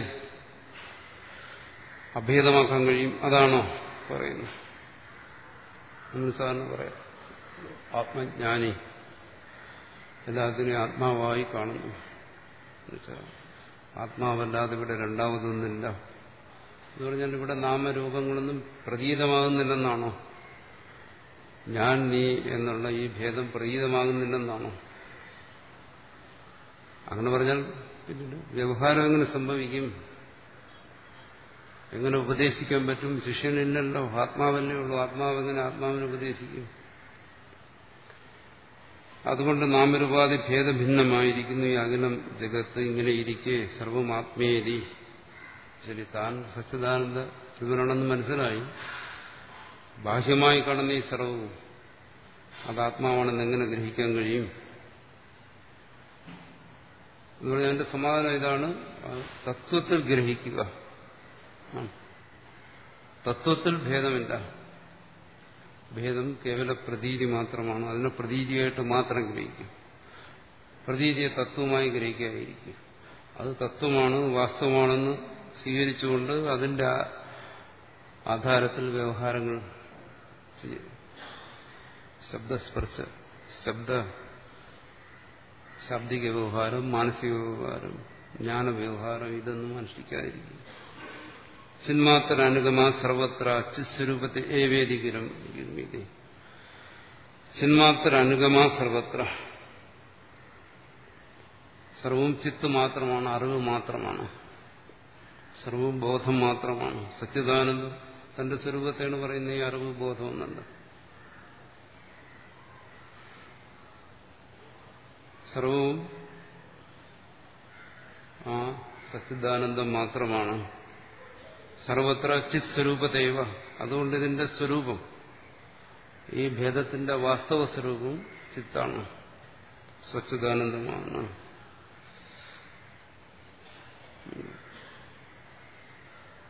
അപ്പൊ ഭേദം നിലനിൽക്കുകയും ഭേദത്തിന്റെ സ്വരൂപം സച്ചിദാനന്ദമാവുകയും ചെയ്യുന്നു. എങ്ങനെ? തത്ര ദൃഷ്ടാന്തം വെച്ചത് അത് ഉദാഹരണത്തിലൂടെ വ്യക്തമാക്കുന്നു. അങ്ങനെ ഈ ഭേദത്തിൽ ഒരു അഭേദ ബുദ്ധി സാധ്യമാകുമോ? ഭേദത്തിൽ അഭേദത്തെ എങ്ങനെ സാക്ഷാത്കരിക്കും? അതിന് ഉദാഹരണം പറയുന്നത് സാധ്യമാണ്. യസ്വരൂപം വ്യതിരികേണ അഗ്രഹണം യസ്യ തസ്യ തദാത്മത്വമേവ ലോകേ ദൃഷ്ടം. സാധാരണ പറയുന്ന ഒരു യുക്തി ഇവിടെയും പറയുന്നു. യസ്വരൂപം വ്യതിരേകേണ അഗ്രഹണം. ഒരു സ്വരൂപത്തിൽ നിന്ന് വേറിട്ട്, ഒന്നിൽ നിന്ന് വേറിട്ട് മറ്റൊന്നിനെ ഗ്രഹിക്കാൻ കഴിയുന്നില്ലെങ്കിൽ തസ്യ തദാത്മത്വേണം, ആ നാനാരൂപത്തിൽ അനുഭവപ്പെടുന്നതെല്ലാം അത് തന്നെയാണ്. യസ്വരൂപം വ്യതിരേകേണ. ഉദാഹരണത്തിൽ പറയാം, ജലത്തിന്റെ സ്വരൂപത്തിൽ നിന്നും വ്യതിരിട്ട് അഗ്രഹണം യസ്യ, തിരകളെ ഗ്രഹിക്കാൻ കഴിയുന്നില്ലെങ്കിൽ തസ്യ, ആ തിരകൾ തദാത്മത്വമേവ, ജലസ്വരൂപം തന്നെയാണ്. ഇത് ലോകേ ദൃഷ്ടം എന്ന് വെച്ചാൽ ഇത് ഉദാഹരണത്തിലൂടെ മനസ്സിലാക്കുന്നു. ഉദാഹരണം എന്ന് പറയുന്നത് ആ ഭേദത്തെ അംഗീകരിച്ചുകൊണ്ട് നമ്മുടെ മുമ്പിൽ കാണിച്ചു തരികയാണ്. ഇത് ജലമാണ്, അതിൽ നിന്നുണ്ടായ തിരകളാണിത്. ഈ ഭേദത്തെ ആദ്യം മനസ്സിലാക്കുക. ഇത് ജലത്തിൽ നിന്ന് തന്നെ ഉണ്ടായതാണ്. എന്നിട്ട് അതിന്റെ തത്വത്തെ ഗ്രഹിക്കുക. ആ തിര ജലം തന്നെയാണ്. ആ ദൃഷ്ടാന്തത്തിലൂടെ ദാർഷ്ടാന്തികമായ ഈ ചിത്തിനെ മനസ്സിലാക്കണം.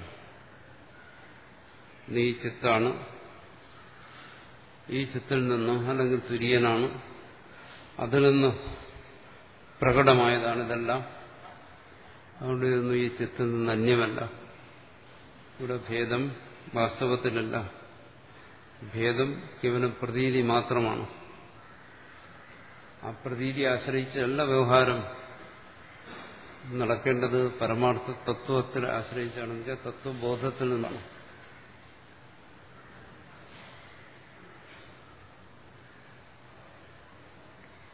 തത്വബോധത്തിലാണെങ്കിൽ പിന്നെ വ്യവഹരിക്കാതിരുന്നൂടെ, വ്യവഹാരത്തെ ഒഴിവായിക്കൂടെ?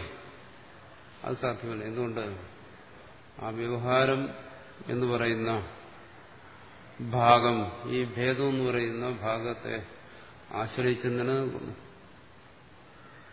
ശബ്ദം, സ്പർശം, രൂപം, രസം, ഗന്ധം, അതാത് ഇന്ദ്രിയങ്ങൾ അതാത് ശബ്ദസ്പർശരൂപ രസഗന്ധങ്ങളെ ഗ്രഹിച്ചുകൊണ്ട് തന്നെ നിൽക്കുന്നു.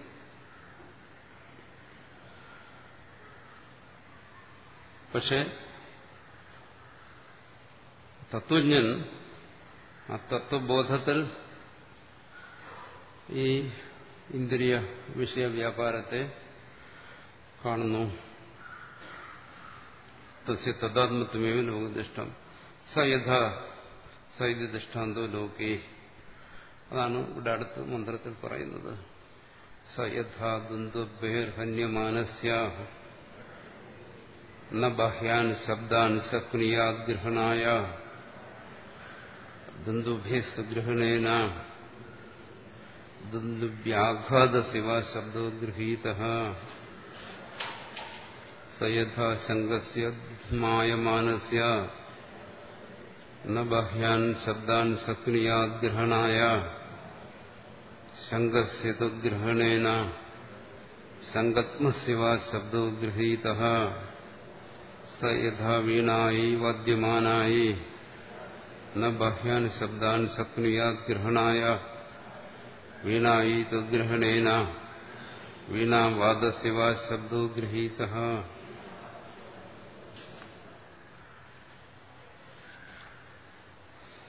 യഥാ സൈതി ദൃഷ്ടാന്തോ ലോകേ. യഥാ ദൃഷ്ടാന്തത്തെ ഇവിടെ പറയുകയാണ്. എങ്ങനെയാണ് തത്വത്തെ ഗ്രഹിക്കേണ്ടത്, എങ്ങനെയാണ് ഈ ഭേദത്തിൽ അഭേദബുദ്ധി, ഭേദത്തിൽ അഭേദബുദ്ധി എന്ന് പറയുന്നത് എന്താണ്?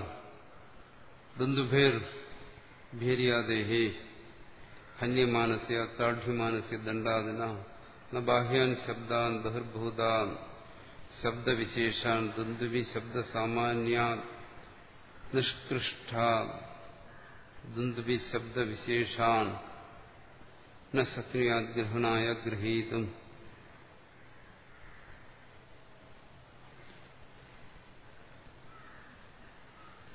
ദന്തുഭി എന്ന് പറയുന്ന ഇവിടെ വലിയ ശബ്ദത്തെ പെരുമ്പറയെ കാണിക്കുന്നു.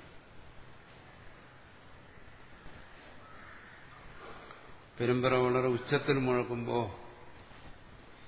കേൾക്കുന്നവൻ ഹന്യമാനസ്യ താഢ്യമാനസ്യ ദണ്ഡാദിന വടികൊണ്ട് അതിന് വളരെ അടിച്ച് മുഴക്കം ഉണ്ടാക്കുമ്പോൾ, ശബ്ദം ഉണ്ടാക്കുമ്പോൾ ന ബാഹ്യാൻ ശബ്ദാൻ ബഹിർഭൂതാൻ ശബ്ദവിശേഷാൻ ദുന്ദുവി ശബ്ദസാമാന്യാൻ നിഷ്കൃഷ്ട ദുന്ദുവി ശബ്ദവിശേഷ. അവിടെ ആ ഒരു മുഴക്കം എന്നുള്ളതല്ലാതെ അതിന്റെ ഉള്ളിലുള്ള ശബ്ദവിശേഷങ്ങളെ ഇവിടെ പറയുന്നു. താര, മന്ദ, മൃദു തുടങ്ങിയ ശബ്ദവിശേഷങ്ങളെ ഗ്രഹിക്കാൻ പറ്റത്തില്ല. ശബ്ദം എന്ന് പറയുന്ന ഒരു സംഘാതമാണ്. നമ്മൾ ചിലപ്പോൾ ശബ്ദത്തെ വളരെ മൃദുവായി കേൾക്കും, വളരെ ഘോരമായി കേൾക്കും, പലതരത്തിൽ ശബ്ദങ്ങളെ കേൾക്കും. അതുകൊണ്ട് മനസ്സിലാക്കാൻ ശബ്ദം എന്ന് പറയുന്ന ഒരു സംഘാതമാണ്. ആണെങ്കിലും ദുന്ദുബി അടിക്കുമ്പോൾ കേൾക്കുന്ന ഒരാളെ സംബന്ധിച്ചിടത്തോളം അതൊരു മുഴക്കമായിട്ടാണ്, ഏകരൂപത്തിലാണ്. വലിയൊരു ശബ്ദം. ആ വലിയ ശബ്ദത്തെ പറയുന്നു സാമാന്യ ശബ്ദം. വാസ്തവത്തിൽ അതിൽ അനേക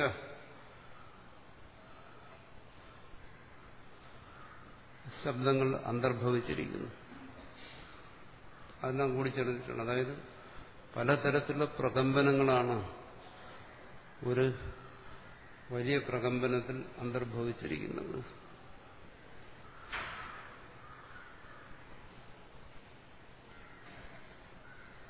അതിൽ വരുന്ന സൂക്ഷ്മ ഭേദങ്ങളെ നമുക്ക് ഗ്രഹിക്കാൻ കഴിയുന്നില്ല. അതൊരു സംഘാതമാണ് ശബ്ദം എന്ന് പറയുന്നത്. ശബ്ദത്തിന്റെ ആ സ്ഥൂലമായ ഭാവത്തെ മാത്രമേ നമുക്ക് ഗ്രഹിക്കാൻ കഴിയുന്നുള്ളൂ. അതിൻ്റെ അകത്ത് പല ഭേദങ്ങളും അന്തർഭവിച്ചിരിക്കുന്നുണ്ടെങ്കിലും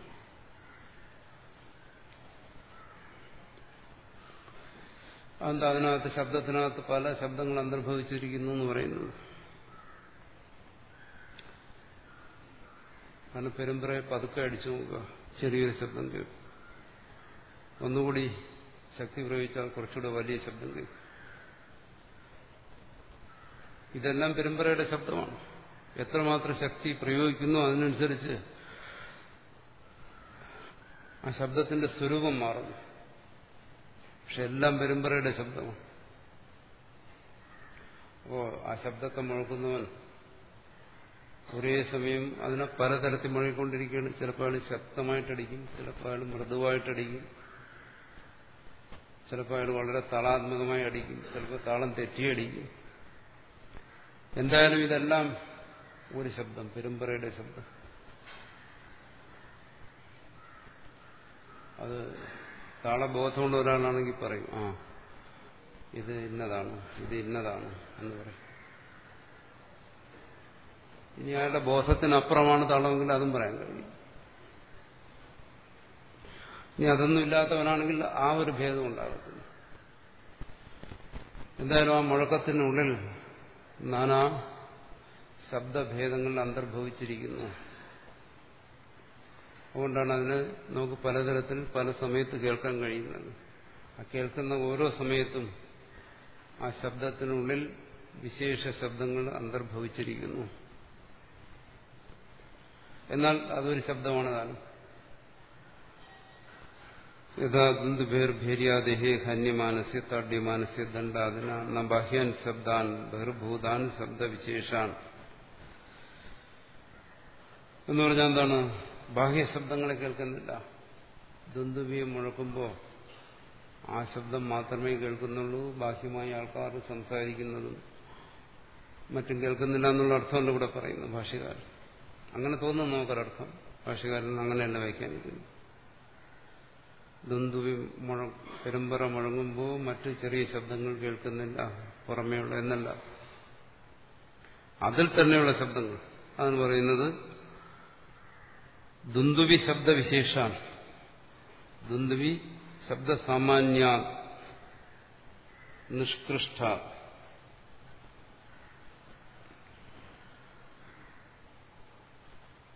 ദുന്ദുഭി ശബ്ദസാമാന്യത്തിൽ നിന്ന് നിഷ്കൃഷ്ടമായി വേർതിരിച്ച് അതിൽ തന്നെ അന്തർഭവിച്ചിരിക്കുന്ന ദുന്ദുഭി ശബ്ദവിശേഷ, ആ ശബ്ദവിശേഷങ്ങളെ ന ശക്നിയ ഗ്രഹണായ, അതിനെ ഗ്രഹിക്കാൻ ഗുരുവിന് കഴിയുന്നില്ല.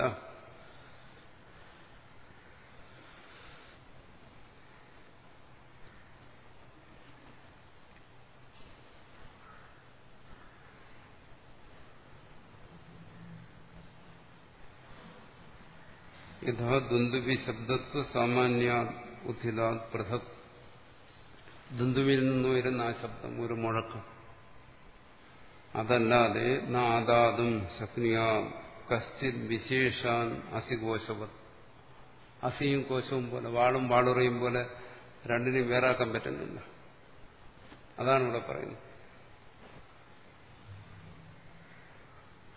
അത് ശ്രവണേന്ദ്രിയത്തിന്റെ ഒരു പ്രത്യേകതയാണ്. അതിനെ വിവേചിക്കാൻ കഴിയുന്നില്ല. എങ്ങനെയാണോ ആ മുഴക്കം തന്റെ കാതിൽ വന്ന് അടിയുന്നത് അതുപോലെ കേൾക്കും. അതിന് വേർതിരിക്കാൻ കഴിയുന്നില്ല. ആ ശബ്ദത്തെ ഉള്ളതിനെ അതുപോലെ ഗ്രഹിക്കാനേ പറ്റൂ. അസി കോശങ്ങളെ പോലെ ഇത് അസിയാണിത് കോശമാണെന്ന് രണ്ടിനും വേർതിരിച്ച് കാണിക്കാൻ കഴിയുന്നില്ല. ഒരു മുഴക്കം മാത്രം എന്ന് പറയാറുണ്ടോ? ഒരു മുഴക്കം ചെവി പൊട്ടിപ്പോകുന്ന ഒരു മുഴക്കം എന്ന് പറയും. ചെവി അടഞ്ഞു പോകുന്ന ഒരു മുഴക്കമെന്ന് പറയുന്നു. അതിന്റെ അകത്തിന് എന്തൊക്കെ മുഴക്കങ്ങളുണ്ടെന്ന് അറിയാൻ കഴിയുന്നില്ല. അത് പലത് കൂടി ചേർന്നാണല്ലോ അങ്ങനെ മുഴക്കുന്നത്. വലിയൊരു ശബ്ദം എന്ന് പറയുമ്പോൾ അത് പല തരംഗാവൃത്തി കൂടിയതാണ്. ഓരോന്നിനും വേർതിരിച്ചറിയാൻ കഴിയുന്നില്ല. എന്നാൽ ഒന്നായിട്ട് അറിയുന്നു.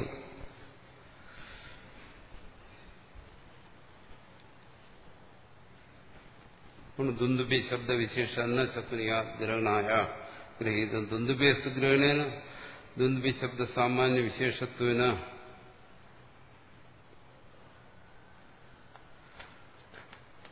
ദുന്ദുഭി ശബ്ദ ഏവ ഇത് ശബ്ദവിശേഷ ഗ്രഹീത ഭവന്തി. ഇനി ഇത്രയേ ഉള്ളൂ. ദുന്ദുഭിയുടെ ആ മുഴക്കം കേൾക്കുമ്പോൾ ഇത് പെരുമ്പറയുടെ ശബ്ദമാണ്. ഇത്രയും കേൾക്കുന്നു. ശ്രവണേന്ദ്രിയത്തിന് അതിനെ വിഭജിച്ച് ഇങ്ങനെ ഇത്രയുള്ള ആവർത്തിയുള്ള ശബ്ദങ്ങളാണെന്ന് നമ്മളെ ബോധിപ്പിക്കാൻ കഴിയുന്നില്ല. ഒറ്റ ബോധം മാത്രം, വലിയൊരു മുഴക്കം. ദുന്ദുബി ശബ്ദ സാമാന്യ വിശേഷത്തിന് ഇതതിന്റെ സാമാന്യമായ രൂപമാണ്, ഇതിനകത്തുള്ള വിശേഷമായ രൂപങ്ങളാണ് എന്നിങ്ങനെ ദുന്ദുബി ശബ്ദ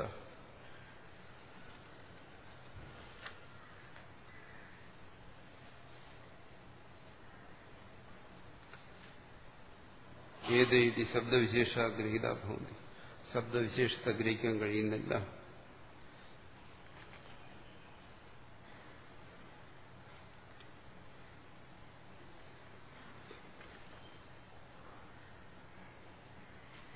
ദുന്ദുബി ശബ്ദ സാമാന്യം വ്യതിരേകണ ഭാവ, കാരണം അതതിൽ അന്തർഭവിച്ചിരിക്കുന്നു. ദുന്ദുബി ശബ്ദ സാമാന്യത്തിൽ നിന്ന് വേറിട്ട് വിശേഷ ശബ്ദം അവിടെ ഇല്ല. അതവിടെ പറയുന്നു. ആ ഒരു മുഴക്കം, അതിൽ നിന്ന് ഒരു ശബ്ദത്തെ വേർതിരിക്കാൻ നമുക്ക് സാധ്യമല്ല. അതിനാണ് ഇവിടെ പറയുന്നത് ദുന്ദുബി ശബ്ദ സാമാന്യം. അതിന് വേറിട്ട് അഭാവാ വിശേഷ ശബ്ദങ്ങളില്ല, ഒറ്റ മുഴക്കം മാത്രം.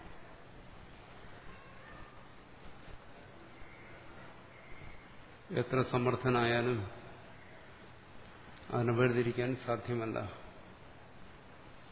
ഏകരൂപത്തിലുള്ളൊരു ശബ്ദം മാത്രം.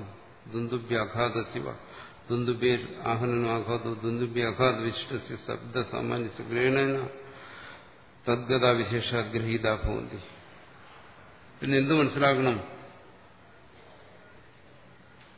ആ മുഴക്കത്തെ ഗ്രഹിക്കുമ്പോൾ മനസ്സിലാക്കണം, ആ മുഴക്കത്തിലൂടെ അതിനകത്തുള്ള ശബ്ദ സാമാന്യത്തെ ഗ്രഹിച്ചിരിക്കുന്നു. ആ ശബ്ദ സാമാന്യത്തെ ഗ്രഹിക്കുന്നത് പോലെ തന്നെ അതിലുള്ള വിശേഷങ്ങളെയും അതിൽ ഗ്രഹിച്ചിരിക്കുന്നു. പ്രത്യേകിച്ചല്ല, ആ ശബ്ദ സാമാന്യത്തിൽ നമ്മൾ പറയുന്നത് ശബ്ദ സാമാന്യ ഗ്രഹണ തദ്ഗത വിശേഷ. ആ ശബ്ദ സാമാന്യത്തിൽ നിന്നും വേർപിരിഞ്ഞിരിക്കാത്ത വിശേഷങ്ങളെയും ഗ്രഹിച്ചിരിക്കുന്നു. വേറെ ദൂരത്തിൽ പറഞ്ഞു കഴിഞ്ഞാൽ തിരയെ ഗ്രഹിക്കുമ്പോൾ ജലത്തെയും ഗ്രഹിച്ചിരിക്കുന്നു, ആഭരണത്തെ ഗ്രഹിക്കുമ്പോൾ നൂലിനെയും ഗ്രഹിച്ചിരിക്കുന്നു.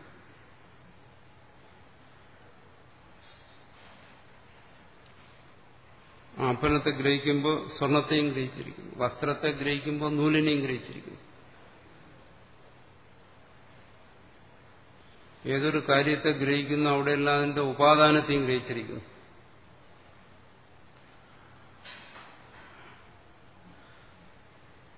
സാമാന്യത്തെ ഗ്രഹിക്കുമ്പോൾ അതിൽ അന്തർഭവിച്ചിരിക്കുന്ന വിശേഷങ്ങളെയും ഗ്രഹിച്ചിരിക്കുന്നു. അതുകൊണ്ട് വിശേഷത്തിനെ ഗ്രഹിക്കാൻ പറ്റുന്നില്ല.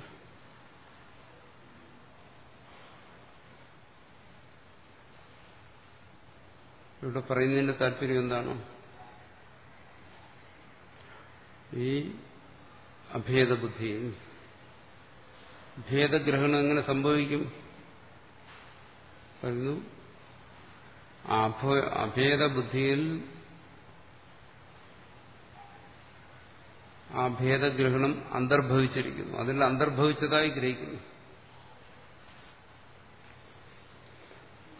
ശബ്ദസാമാന്യ ഗ്രഹണ തദ്ഗത വിശേഷഗ്രഹീത ഭവന്തി.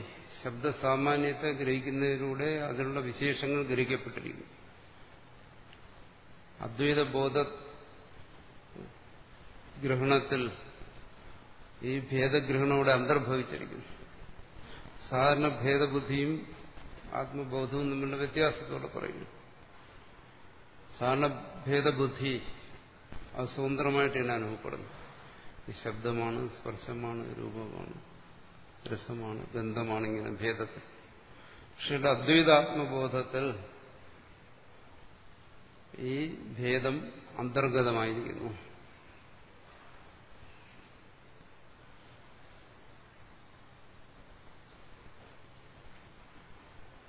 ആഭരണത്തിന്റെ തത്വം അറിയുന്നവനും അറിയാത്തവനും തമ്മിലുള്ള വ്യത്യാസം പോലെ, തിരയുടെ തത്വത്തെ അറിയുന്നവനും അറിയാത്തവനും തമ്മിലുള്ള വ്യത്യാസം പോലെ ആത്മബോധത്തിൽ ഈ ഭേദങ്ങൾ അന്തർഭവിച്ചിരിക്കുന്നു. അന്തർഭൂതം എന്നുള്ള നിലയ്ക്ക് ആ ഭേദങ്ങളോടെ നിലനിൽക്കുന്നത് ആത്മബോധത്തെ ബാധിക്കുന്നതല്ല.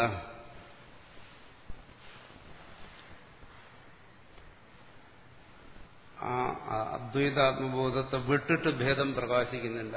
അതാണ് അടുത്ത് പറയുന്നത്, നതുത്തെ ഏവ നിർഭിദ്യ ഗ്രഹീത ശക്യന്തേ വിശേഷരൂപേണ അഭാവാത്തേഷ.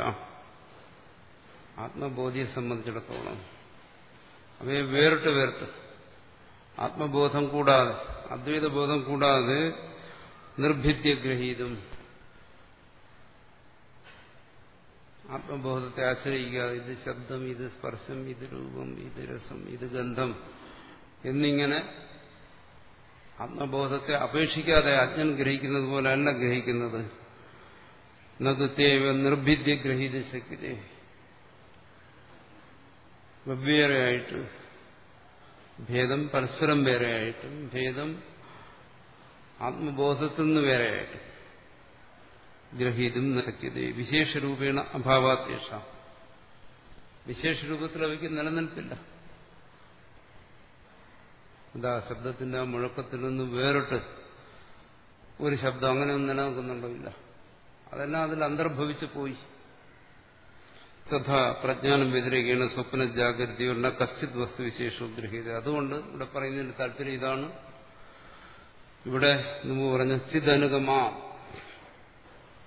ചിത്താണ് സർവത്ര അനുഗമമായിരിക്കുന്നത്, പ്രജ്ഞാനമാണ് സർവത്ര അനുഗമമായിരിക്കുന്നത്, തുരീയ ബോധമാണ് സർവത്ര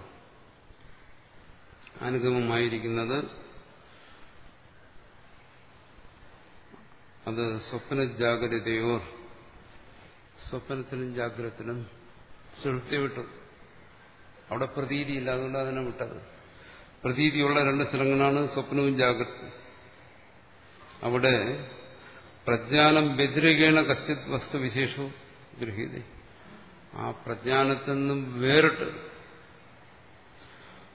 ഒരു വസ്തുവിശേഷവും അനുഭവപ്പെടുന്നില്ല. ശബ്ദസ്പർശ രൂപരസഗന്ധങ്ങളൊന്നും പ്രജ്ഞാനത്തിൽ നിന്ന് വേർപെട്ട് അനുഭവപ്പെടുന്നില്ല.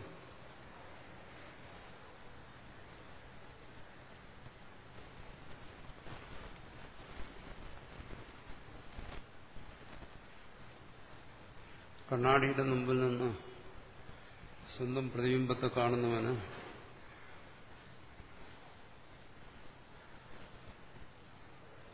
വാസ്തവത്തിൽ തന്റെ പ്രതിബിംബത്തെ കാണുമ്പോൾ താൻ വേറെ, പ്രതിബിംബം വേറെ.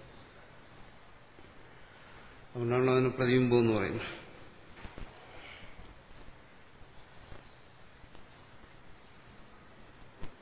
അവിടെ ഒരു ഭേദത്തെ കാണുന്നു. വാസ്തവത്തിൽ താൻ ഏകമാണെങ്കിലും കണ്ണാടിയിൽ ഭേദത്തെ കാണുന്നു.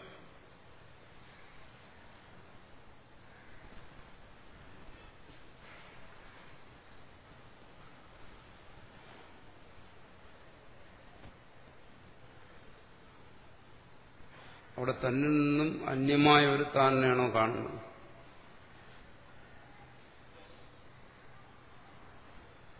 അത് പറയാൻ പറ്റുന്നില്ല.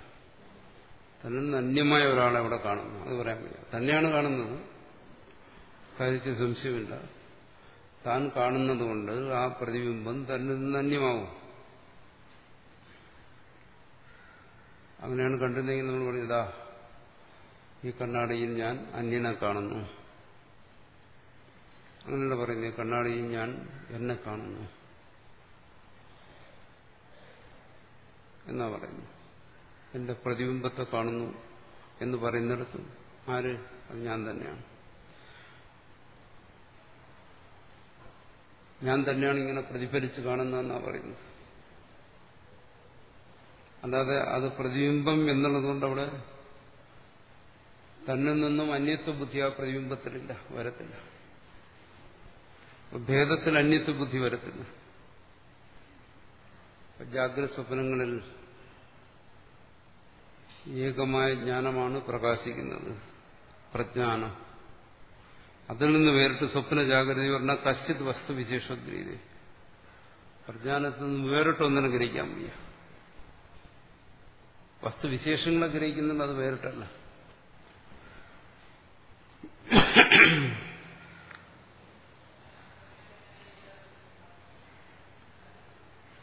പ്രതിബിംബത്തെ ഗ്രഹിക്കുന്നുണ്ട്, പക്ഷെ അത് താൻ തന്നെയാണ്. തന്റെ പ്രതിബിംബം എന്ന് പറയുന്നുണ്ടെങ്കിലും ആ പ്രതിബിംബം താൻ തന്നെയാണ്.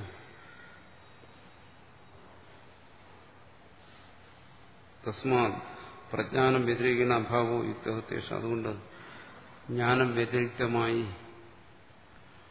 നാമരൂപങ്ങൾ ഇല്ല. തേഷാം നാമരൂപാണ്.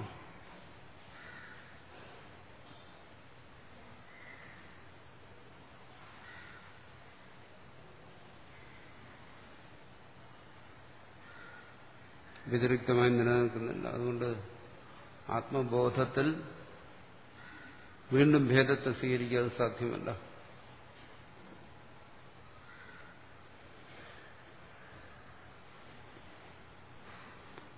അങ്ങനെ ഭേദത്തെ സ്വീകരിക്കേണ്ട കാര്യമില്ല. ശബ്ദ സാമാന്യത്തിൽ വിശേഷം അന്തർഭവിച്ചിരിക്കുന്നുണ്ട്. ശബ്ദ സാമാന്യത്തിന്റെ ഗ്രഹണത്തിൽ ആ വിശേഷങ്ങളും ഗ്രഹിക്കപ്പെട്ടിരിക്കുന്നു. വിശേഷത്തിന് ശബ്ദ സാമാന്യത്തെ വിട്ടിട്ട് ഇത് വിശേഷമെന്ന് ഗ്രഹിക്കേണ്ട ആവശ്യമില്ല.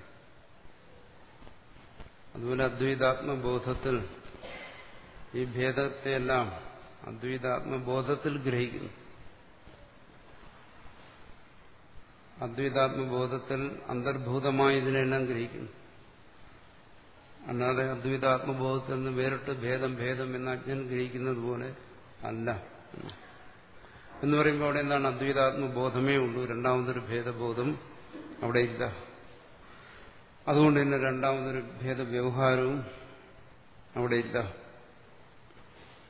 നതുതേവ നിർഭിദ്യ ഗ്രഹീതിശക്കില്ല. അതിനെ വീണ്ടും പഴയതുപോലെ ഭേദം ഭേദം ഭേദം അത് ഇത് എന്ന് ഗ്രഹിക്കാൻ സാധ്യമല്ല. വിശേഷരൂപേണ അഭാവാത്തേഷാം. അവ വിശേഷരൂപത്തിൽ നിൽക്കുന്നില്ല, എന്നുവെച്ചാൽ ഭേദരൂപത്തിൽ നിൽക്കുന്നില്ല. ഇവിടെ പറയുന്നത് അദ്വൈതാത്മബോധത്തിൽ ഈ ഭേദങ്ങൾ എങ്ങനെ അന്തർഭവിച്ചിരിക്കുന്നു, എങ്ങനെ ആ ഭേദങ്ങളുടെ സ്വന്തമായ ഭേദ അസ്തിത്വം എങ്ങനെ നഷ്ടപ്പെടുന്നു, ആ ഭേദങ്ങളും എങ്ങനെ അഭേദമായി തന്നെ നിലനിൽക്കുന്നു, അതാണ് ഇവിടെ പറഞ്ഞത്.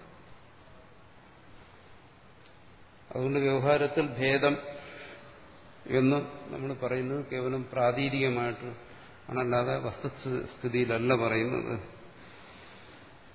അങ്ങനെ ഒന്നില്ല എന്നാണ്.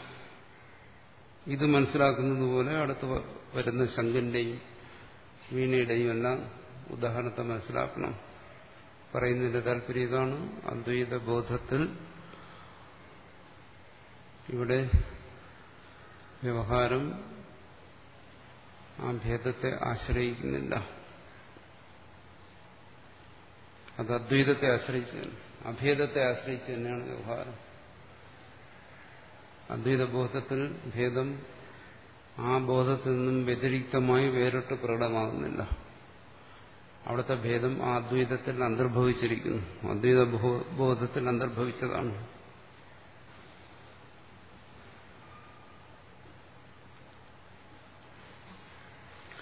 തഥാ സയഥാ ശങ്കസ്യ ധുമായമാനസ്യ ശങ്കേന സംയോജ്യ മനസ്യ അപൂരി മനസ്യ ന ബാഹ്യാൻ ശബ്ദാൻ സക്നിയാദിത്യോ ഇത്യവമാദിക്കോ. അതുപോലെ തന്നെ ഈ ശങ്ക ദൃഷ്ടാന്തം മനസ്സിലാക്കണം. ആ ശങ്ക ദൃഷ്ടാന്തം, ആ ശങ്കന്റെ മുഴക്കം കേൾക്കുമ്പോൾ ആ മുഴക്കത്തിനുള്ളിൽ അനേക ശബ്ദങ്ങൾ അന്തർഭവിച്ചിരിക്കുകയാണ്. എന്നിട്ടാണ് ഒറ്റ മുഴക്കമായി കേൾക്കുന്നത്. ആ ഒറ്റ മുഴക്കം എന്ന് പറയുന്ന അദ്വൈതം. അതിൽ ആവർത്തിച്ചിരിക്കുന്ന ശബ്ദവിശേഷങ്ങൾ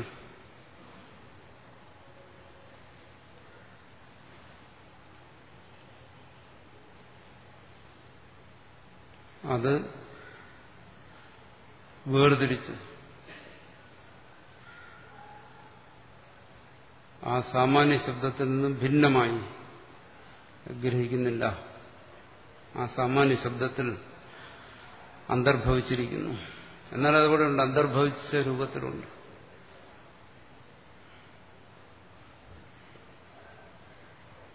അത് പറയുന്നത് അതിൽ അനുഗതമായിരിക്കുന്നു, വേറിട്ട് നിൽക്കുന്നില്ല. അദ്വൈതാത്മബോധത്തിൽ ഭേദബുദ്ധി അന്തർഭവിച്ചിരിക്കുന്നു.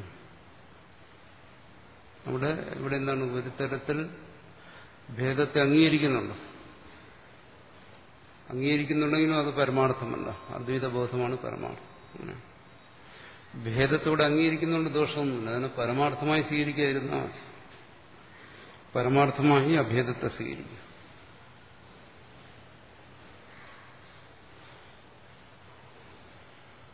അവിടെ ഗ്രഹിക്കുന്നതെന്തോ അത് പരമാർത്ഥം. ഗ്രഹിക്കുന്നത് അദ്വൈത ബോധത്തെയാണ്. അതിനാണല്ലോ ഈ ശ്രമമെല്ലാം നടത്തുന്നത്. സംഘധ്വനിയിൽ ഗ്രഹിക്കുന്നത് ആ സാമാന്യ ശബ്ദത്തെ, പെരുമ്പറ ധ്വനിയിൽ ഗ്രഹിക്കുന്നത് ആ സാമാന്യ ശബ്ദത്തെ. വിശേഷങ്ങളോടെ ഉണ്ട്, അന്തർഭവിച്ചിരിക്കുന്നു. അതിനെ വിശേഷമായിട്ടല്ല, ആ സാമാന്യത്തിൽ അന്തർഗതമായി ഗ്രഹിക്കുന്നു എന്നാണ് പറയുന്നത്. വീണയുടെ ദൃഷ്ടാന്തം പറഞ്ഞിരിക്കുന്നു.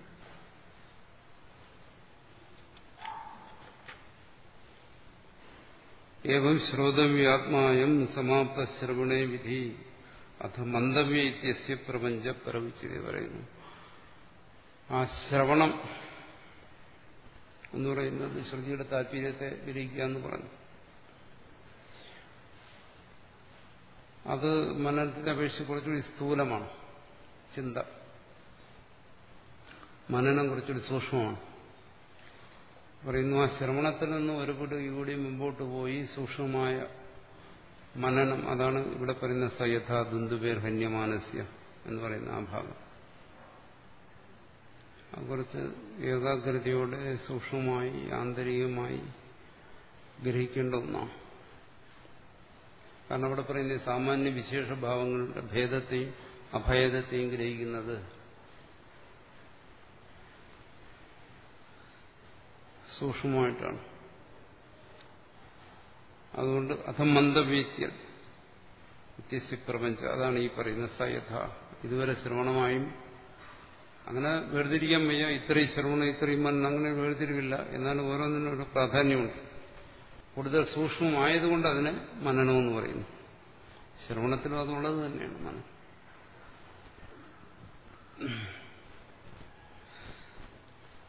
അഥബന്ധവ്യത്യസ്യ പരവിച്ഛേദേ.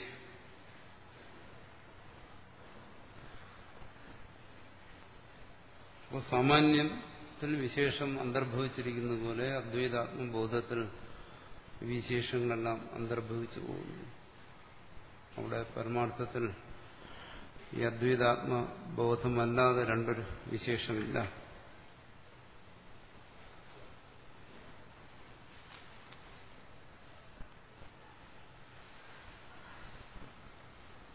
അടുത്ത വീണയുടെ ദൃഷ്ടാന്തം പറയും. സയഥ വീണായി വാദ്യമാനായി എന്ന ബാഹ്യാനി ശബ്ദാൻ ശക്നിയ, നേരത്തെ പറഞ്ഞു. ശംഖിന്റെ ഉദാഹരണം പറഞ്ഞ പോലെ വീണ എല്ലാം ഒന്ന് തന്നെയാണ്. എന്തിനാ ഇങ്ങനെ ആവർത്തിച്ച് പറയുന്നത്?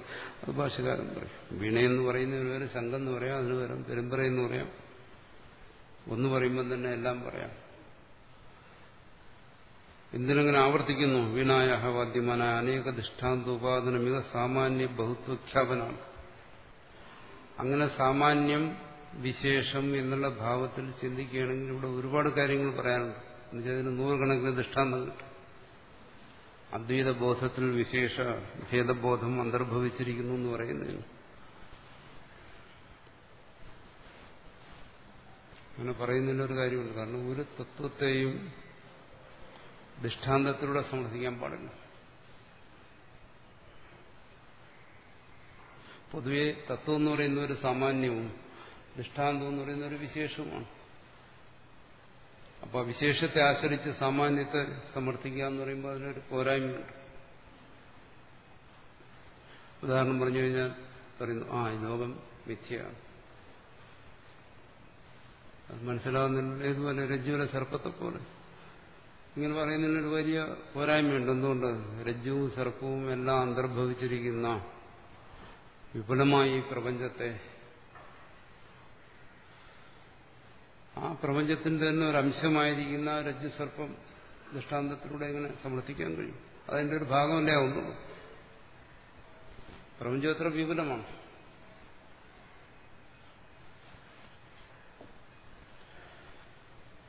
അതിന്റെ മിഥ്യാത്വത്തെ സമർത്ഥിക്കാൻ വേണ്ടി എന്താ ചെയ്ത് ആ പ്രപഞ്ചത്തിൽ അന്തർഭവിച്ചിരുന്ന ഒരു ചെറിയൊരു ദൃഷ്ടാന്തത്തെ എടുത്തിട്ട് പറയുന്നു. അങ്ങനെ പറയുന്നതിലൊരു പോരായ്മയുണ്ട്. പക്ഷെ ഈ തത്വത്തെ വിശദമാക്കുന്നതിന് ഈ പ്രപഞ്ചത്തിന്റെ ഒരു അംശത്തെ ദൃഷ്ടാന്തമായി എടുക്കണ്ട. ഈ പ്രപഞ്ചം തന്നെ ദൃഷ്ടാന്തമാണ്. സർവ്വം ഇതിന് ദൃഷ്ടാന്തമാണ്. പ്രത്യേകിച്ച് ഒന്നല്ല. ഇത് സ്വയം തന്നെ ഇതിന് ദൃഷ്ടാന്തമായിരിക്കും. അവിടേക്ക് പോകുന്നതിന് ആദ്യം ചെറിയ ഉപായങ്ങളിലൂടെ പോകുന്നു. ചെറിയ ഉദാഹരണങ്ങൾ എടുക്കുന്നു. അനേക ദൃഷ്ടാന്തോപാദാനം, അനേക ദൃഷ്ടാന്തങ്ങളുടെ സ്വീകരിച്ചിരിക്കുന്നത് സാമാന്യ ബഹുത്വഖ്യാപനാർത്ഥം. ഈ സാമാന്യങ്ങൾ പലതുണ്ട്. ശംഖുണ്ട്, വീണയുണ്ട്, മറ്റെത്രയോ എത്രയോ എത്രയോ ശബ്ദങ്ങൾ നിരന്തരം ശ്രവിച്ചുകൊണ്ടിരിക്കും. അതിനെല്ലാത്തിനെയും അതിന്റെ ബഹുത്വത്തെ കാണിക്കാൻ വേണ്ടിയാണ്. അതുകൊണ്ട് ഒരു രജ്ജുവിന് സർപ്പം മിഥ്യയായി കാണുന്നു, അതുകൊണ്ട് പ്രപഞ്ചം മിഥ്യയാണെന്നല്ല പറയുന്നു. അങ്ങനെ പറഞ്ഞാൽ അത് അസംബന്ധമായി. ഈ പ്രപഞ്ചത്തിന്റെ ഏതംശത്തെ എടുത്ത് പരിശോധിച്ചാലും ശരി, അത് പ്രപഞ്ച മിഥ്യാത്വത്തിന് ദൃഷ്ടാന്തമാണ്. ഒരു രജ്ജുസർപ്പം മാത്രമാണ്. രജ്ജുസർപ്പത്തിൽ തുടങ്ങുന്നേ ശബ്ദസ്പർശ രൂപരസഗന്ധം. ഏതിനെടുത്ത് ആത്മദൃഷ്ടിയിലൂടെ പരിശോധിച്ചാൽ മനസ്സിലാവും ഇത് മിഥ്യയാണ്. അനേക ദൃഷ്ടാന്തോപാദനങ്ങൾ സാമാന്യ ബഹുത്വച്ഛാമനാർത്ഥം. അതുകൊണ്ട് ആ സാമാന്യ ബഹുത്വത്തെ, ദൃഷ്ടാന്ത ബഹുത്വത്തെ കാണിക്കാൻ വേണ്ടിയിട്ട് പറഞ്ഞിരിക്കുകയാണ്. സർവ്വതിന് ദൃഷ്ടാന്തമാണ്. ആത്യന്തികമായി ദൃഷ്ടാന്തം ദാഷ്ടാന്തികം എന്നുള്ളൊരു ഭേദം പോലുമില്ല. ഈ ഒരു ചെറിയ ദൃഷ്ടാന്തത്തെ ആശ്രയിച്ച് ആർക്കാണോ ഈ ബോധം ഉണ്ടാകുന്നത്, പറയുന്നു ബ്രഹ്മയോ ഭവതി, അവൻ സ്വയം ആ ബോധമായി തീരുന്നു. അവന് പിന്നീട് ദൃഷ്ടാന്ത ദാഷ്ടാന്തികം എന്നുള്ള ഭേദമില്ല. അതുവരെ ചെറിയ ദൃഷ്ടാന്തങ്ങളെ ആശ്രയിക്കേണ്ടി വരുന്നു.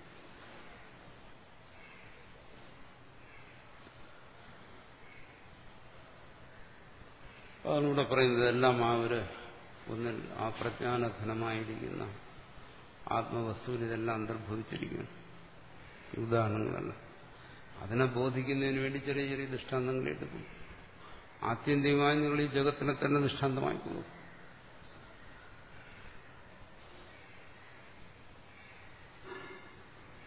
ഈ ജഗത്തും ആ ഭേദത്തെ ബോധിപ്പിക്കാൻ വേണ്ടിയിട്ടാണ്, അല്ല ഭേദത്തെ ബോധിപ്പിക്കാൻ വേണ്ടിയിട്ടല്ല.